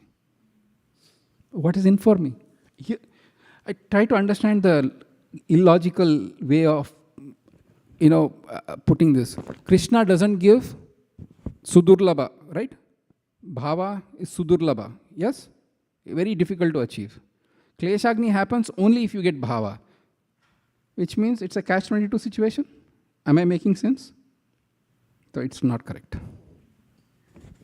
Think about it, right? Krishna doesn't, only in bhava, Kleshagni is there. Krishna is sudurlabha here, which means you're just trapped in material existence, might as well go enjoy life here. Why I have to do anything with Krishna? It's very dangerous. Kleshagni happens right there. Krishna is there sitting in your heart. You have, the other thing is we don't know how much of kleshas we did in the past and how much is destroying. So let's not accept it.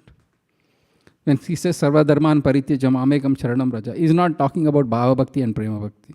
He's talking about us. Anybody surrenders to Krishna says, I'll protect you from sinful reactions. When he says, I protect you from sinful reactions, which means Kleshagni is right there. Because Klesha is happening, why? Because of sinful reactions. Krishna is saying, I'm protecting you from sinful reactions. So there should be Kleshagni right from surrender, word go. Am I making sense? Have I argued my case correctly? All right. Prabhu. Prabhu, I had this question. Is it possible for a devotee in the sadhana stage to experience any of the higher symptoms, even a glimpse of it? Yes. Once in a while, you get it. Bhava. So we'll discuss.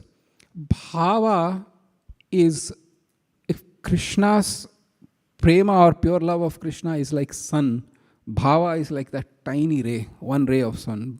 It has infinite rays, but bhava you will get one tiny ray. Yes, by Krishna's mercy you can experience it. Just Krishna can give you the taste of it. It's possible.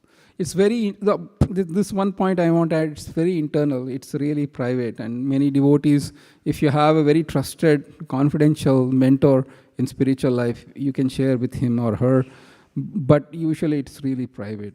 Mature devotees just don't go and say, yes, I cried for Krishna yesterday, and I felt some shiver today, and it could be because of many things. So, anyways, yes. Wait. Mata. Hare Krishna. I have a question, kind of follow up from Prabhu's question. So Gajendra was an animal, right? So even animals can do bhakti. Yeah. Okay. Yeah.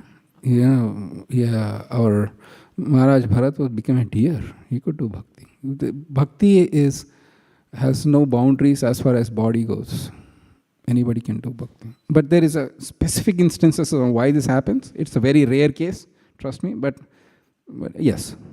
Yeah, he wasn't a Brahmin, but he was a pure devotee, right? Yeah. Well, okay. We'll get to that when it happens. Right. Thank you. Okay. So more questions? All right. We will continue. No, go up, Baba. I didn't go through that slide. We're going too fast. Krishna. Next one. Slow. Thank you. So Rupa Goswami says that is there no this one on this, no animation? I thought there was an animation. If you hit enter, what happens, Prabhu?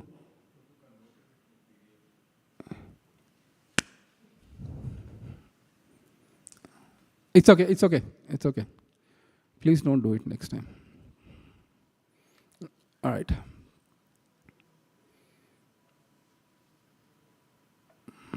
All right. Please don't convert it next time. Rupa Goswami says that if you had attachment to bhakti in your previous life, then in this life it is easy to take up bhakti. It becomes a problem.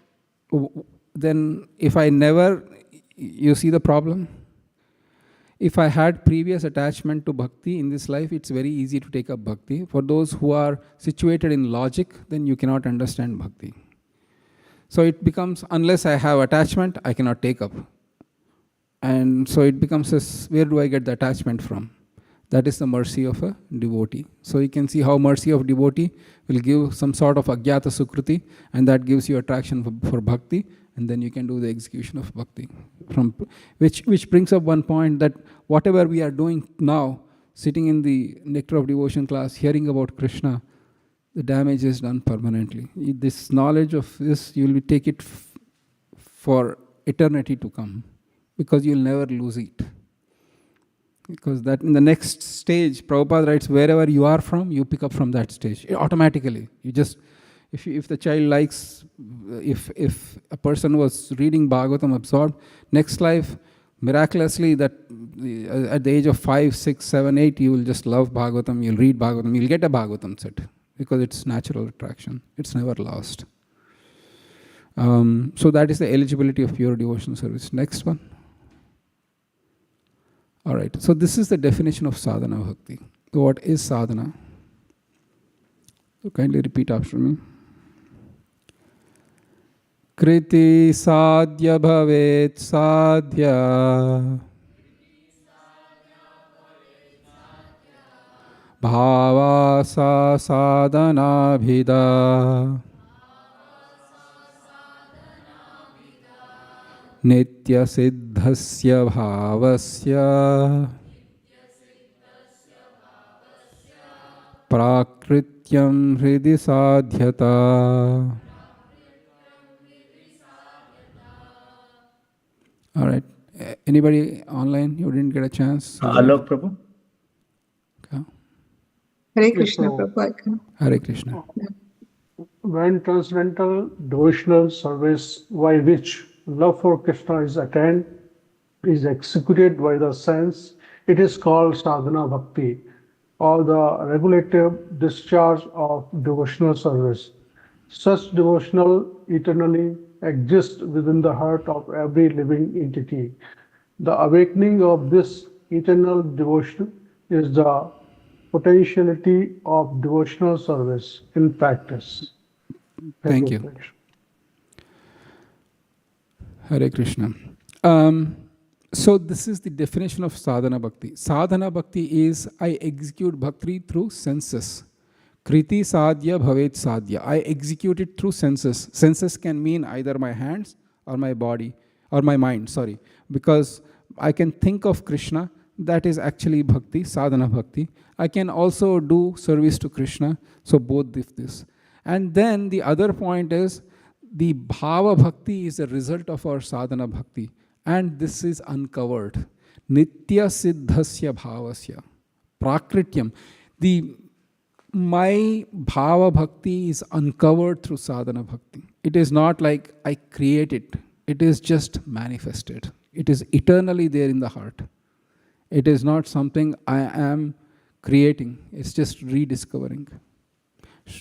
So this is the definition of sadhana bhakti. Next slide. So Svaidhi bhakti or sadhana bhakti has, what is the essence of this? Or what Srila Prabhupada spends a lot of time, because we are entering into the rules and regulations portion of it. And so many rules can overwhelm. If you really are really want to get into the rules and love them, read up Hari Bhakti Vilas. It's so many rules.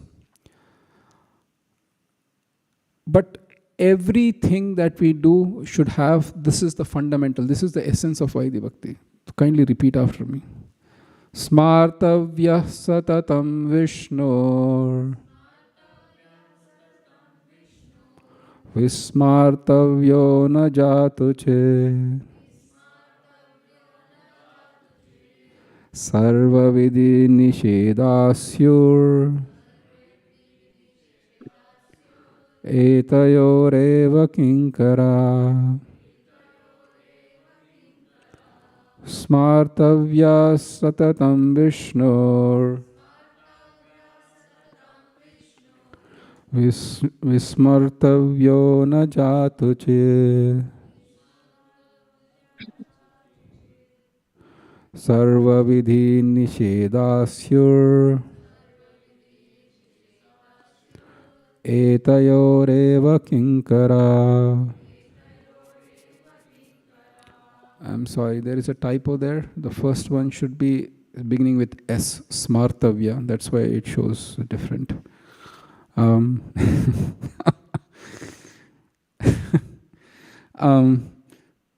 Somebody online can do the translation, please. I can do it, Prabhu. Please, Mata, complete all the way at the end of slide. In the Padma Purana, it is said one should always remember Vishnu and never forget him. All injunctions and prohibitions are based upon these two principles. From Nectar of Devotion, the principle of remembering the Supreme Personality of Godhead constantly and not forgetting him at any moment is meant to be followed by everyone without fail. So this, somebody said Brahmana. You talked about Brahmana. Here it is mentioned that everyone should remember and not forget Krishna. Where there is an injunction, because sometimes ask, there is a plus and a minus. There is something you do and there is something you don't. So in this case, what is the do? Always remember Krishna. And the don't? Never forget Krishna. Isn't this too much? When you say always remember Krishna, by default it means you shouldn't forget. Yes or yes? Almost. Always remember Krishna. Oh, it's nice. Prabhu, do you remember Krishna? I always remember Krishna. When 2 minutes in the morning, and the rest of the day, I have to always remember Krishna, I'm doing it. So always can be misconstrued by many people. Prabhu, do you remember? I always remember Krishna. Every Janmashtami I go to the temple. Every Janmashtami without fail I go. I always remember Krishna. But then other times you never forget him. So you having both can make it equal for everybody. Always remember Krishna can mean a lot of things to a lot of people. So that is the reason why there is always remember Krishna and never forget him. So it completely makes it compact that you should remember Krishna always. So this is the essence of Vaidhi Bhakti. Srila Prabhupada ends the second chapter. Let's see if there is something I should. He also mentions about the fact that any Brahmana, Kshatriya, Vaishya or Shudra doesn't matter. Everybody should remember Krishna. It's quoted this one particular verse. Then the last one is beautiful. The second chapter, Nectar of Devotion, last paragraph, please. This is we'll end up with that particular paragraph. Nectar of Devotion, second chapter, last paragraph.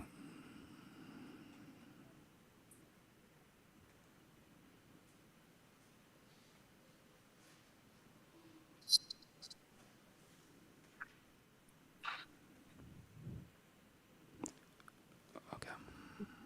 Veda base.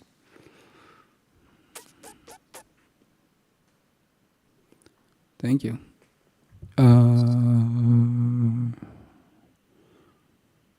Hare Krishna, I can read. You can read? Okay, sure. Okay, Surendra Krishna, you can read, please.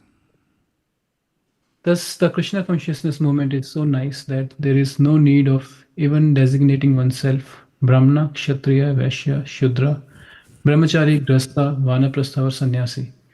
Let everyone be engaged in whatever occupation he now has.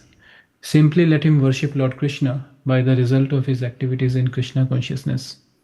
That will adjust the whole situation and everyone will be happy and peaceful within this world. In the Narada Pancharatra, the regulative principles of devotional service are described as follows. Any activities sanctioned in the revealed scriptures and aiming at the satisfaction of the Supreme Personality of Godhead are accepted by saintly teachers as the regulative principles of devotional service. If one regularly executes such service unto the Supreme Personality of Godhead under the direction of a bona fide spiritual master, then gradually he rises to the platform of serving in pure love of God. This is the essence of Vaidhi Bhakti, that we focus our attention to always remembering Krishna, and it really doesn't matter, Brahmana, Kshatriya, Vaishya. The very fact that even animals can remember Krishna, then, what about humans?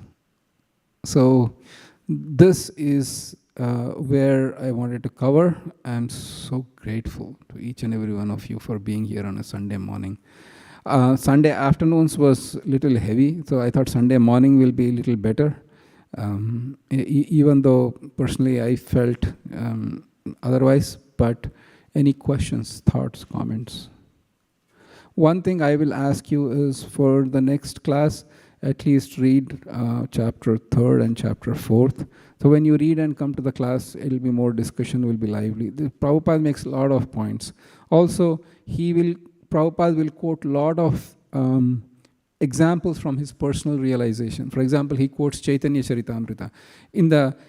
So dear, one of the fourth characteristics, second characteristic is auspiciousness. In that, one of the things is becoming very dear to all the living entities. And Srila Prabhupada quotes Chaitanya Mahaprabhu traveling through Jharkhand forest, where he attracted the tigers and deers for bhakti. That obviously is not there in Rupa Goswami's original Bhakti Rasamrita Sindhu. Srila Prabhupada adds his personal realizations as well. So there are some beautiful nuggets like that. The goal is that I will go through the Bhakti Rasamrita Sindhu covering the main concepts with the hope that when you read Nectar of Devotion, then you will be able to uncover extra of Srila Prabhupada's transcendental realizations. So that would be the kind of the thing. So you can't cover everything. There is substantial amounts. So I'm just going through like the main theme. Because the reason is, if you read Nectar of Devotion without knowing the main theme, then you will be confused. 6 qualities of devotional service, and then if you don't have that outlines, then you will not know why you're talking. Why is this Brahmananda happiness coming now? What is the context? Now we know that one of the qualities of auspiciousness is happiness. In that subsection, we discuss about Brahman realization, happiness. So you can see the context in which it's being laid out. Questions, comments, concerns before we meet in 2 weeks' time? Online question, yes, please. Yes, I'll take the online Mata and I'll answer. Yes, Mansi Mataji. Hare Krishna, Prabhuji. Prabhuji, in chapter 1, where Srila Prabhupada is discussing about Ajamil, he writes that the sinful desire seed can only be removed by achieving Krishna consciousness and not by performing ritualistic ceremonies. My question is, so I take my example, Prabhuji. I am new in Krishna consciousness and I haven't achieved Krishna consciousness. I'm trying there, but that desire seed is still there. You keep getting desires one after another. So is it because this has been happening for so many past lives? That's why it's difficult to just remove that desire seed, and it will take some time, some practice in Krishna consciousness? Yes. So one need not be discouraged that this is not happening. The only thing is that if I can chant my rounds and then read Bhagavatam, Bhagavad Gita, Nectar of Devotion on a regular basis, the beauty of Krishna that can overwhelm the heart will remove those desires. We can try. I have realized is I can try, I'll apply myself, but then Krishna in the heart, he also has to help clear. And he does that in Bhagavatam. It's mentioned there that we can pull up verse 248, 2nd canto, 4th chapter, 8th verse. No, 6th verse, sorry.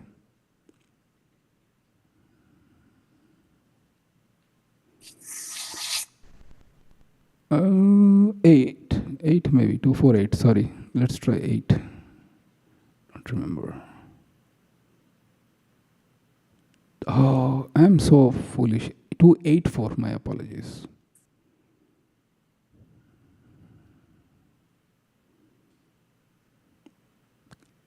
Kindly repeat after me. Shrinvatam Shraddhaya Nityam Grinatascha Svacheshtitam Kalena Nati Dhirgena Bhagavan Vishate Hride. I do the translation.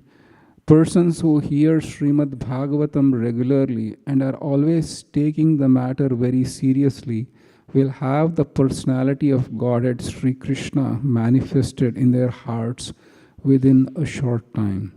And next, what happens when he is manifest in the heart in a short time? Next verse, please.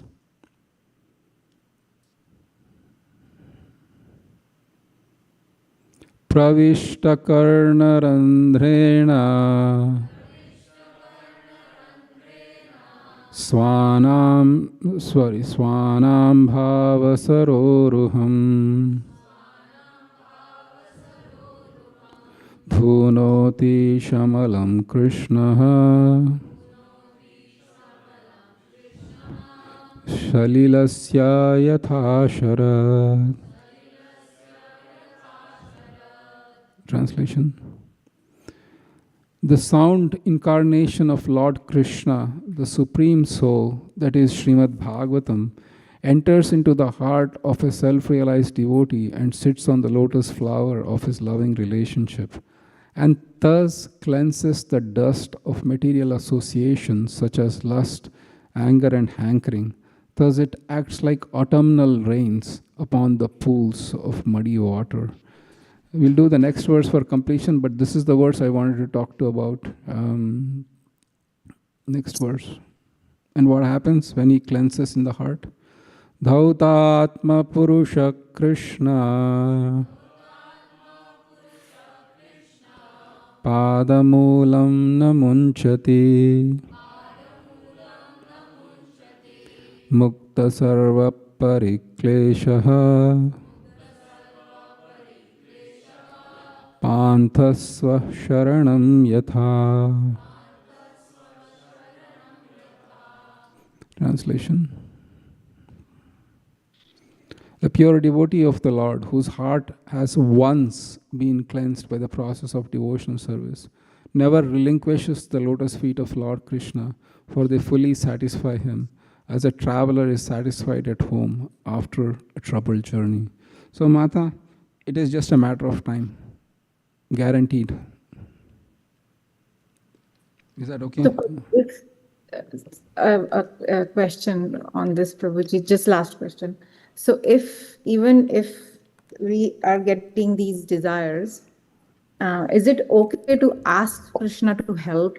Yes. Because I feel that if I am desiring these things and I feel ashamed to ask Krishna that I myself is not doing my part, how can I ask Krishna that you help me? It doesn't matter. It's better to ask Krishna. You should ask whatever material desires you have. Please ask him. Krishna, make my company super successful, or give me wealth, or make me powerful. Yeah, we have many desires in the heart. When you give it to Krishna, Krishna says, "I know what you have," and you might say, "Srivas Pandit Das, this is a little too much."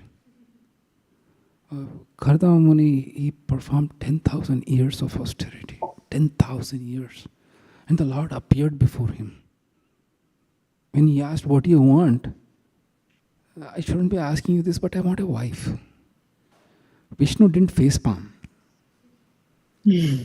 Animals in this world will have female companions. You called me all the way from Vaikuntha to get you a wife. So beautiful, so charming. He says, "Yes, I know. Third day from today, Swayambhuva Manu will come with his daughter. Please accept her. I have already decided." It's so charming. Go ask Krishna. We should ask for only pure devotional service, but if you are not there, it's better to ask Krishna what's there in the heart. You know why? Because Krishna gives in a way that you will never ask him again.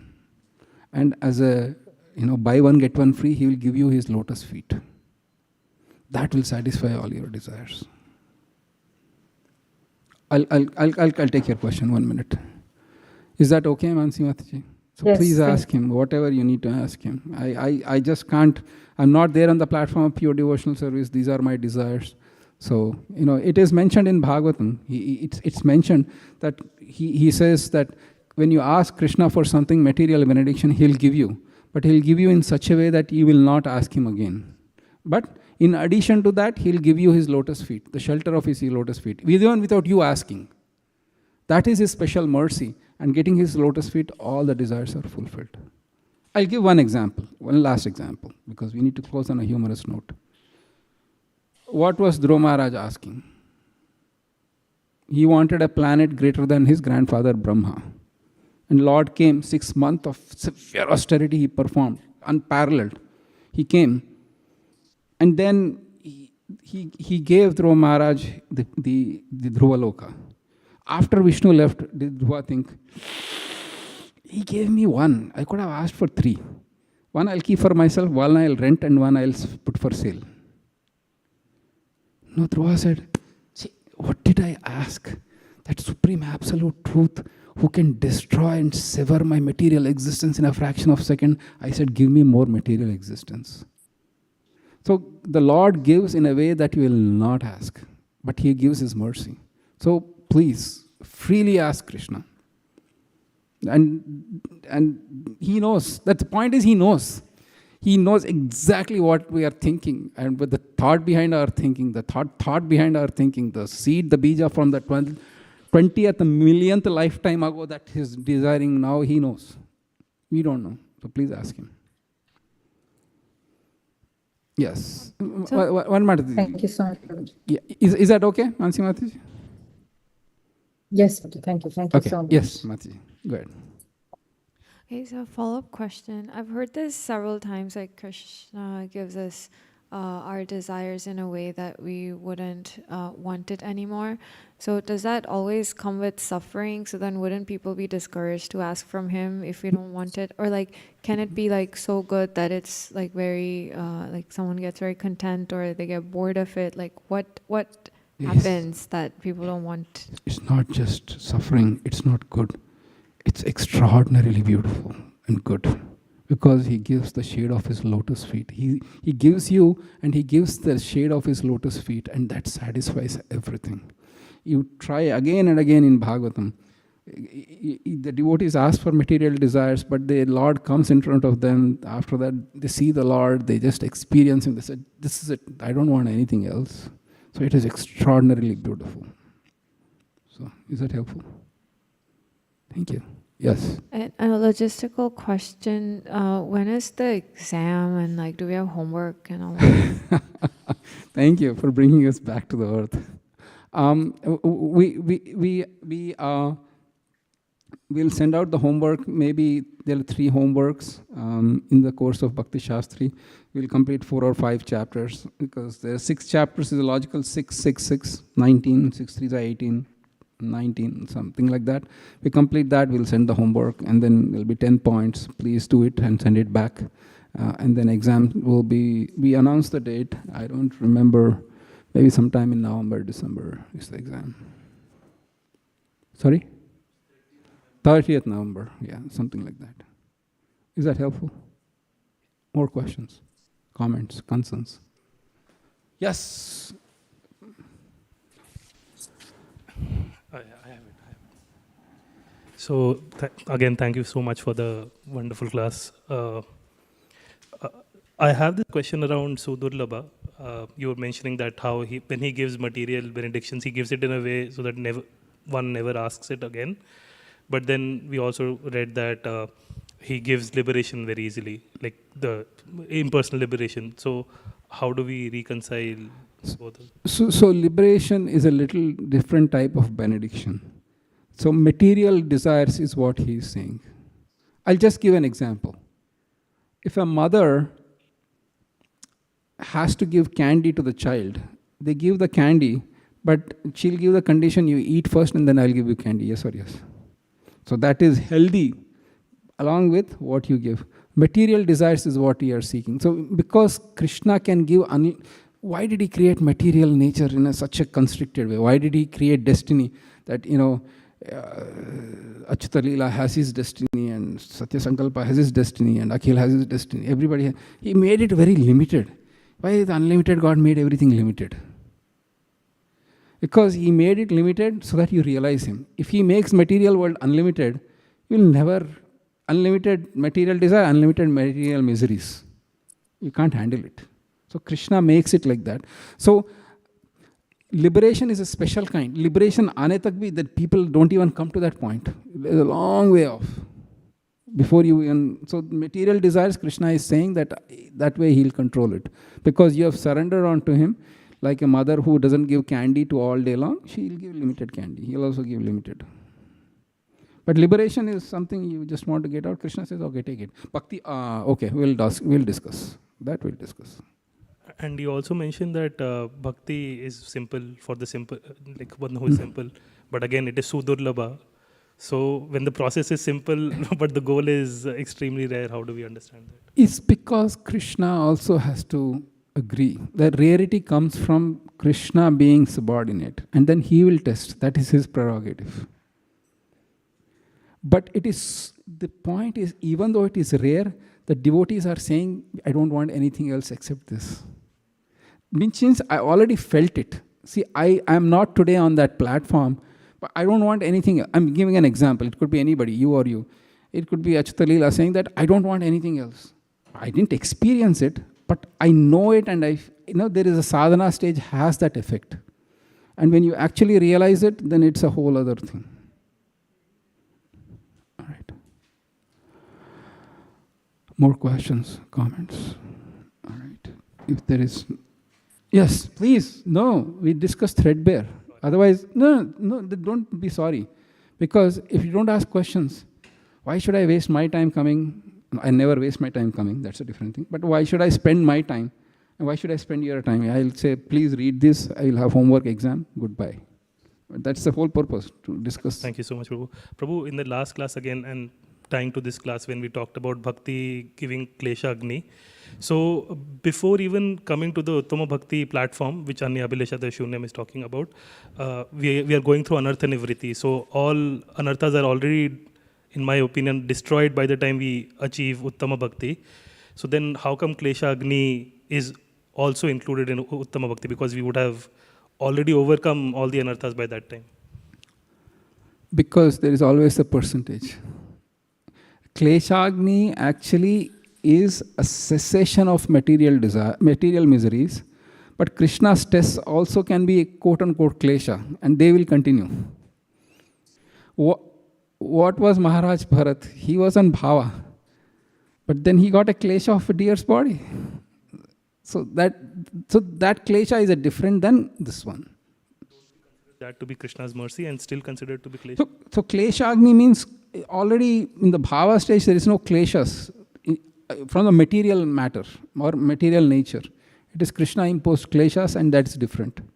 And Bhaktivinoda Thakur says, Krishna, whatever kleshas you impose on me, that's my sweetest thing, because it's because coming from you. Thank you. Questions? I'm so grateful to each of you. It's 11 o'clock. We'll meet in 2 weeks' time. And thank you very, very much. Hare Krishna. Vanchakalpatarubhyascha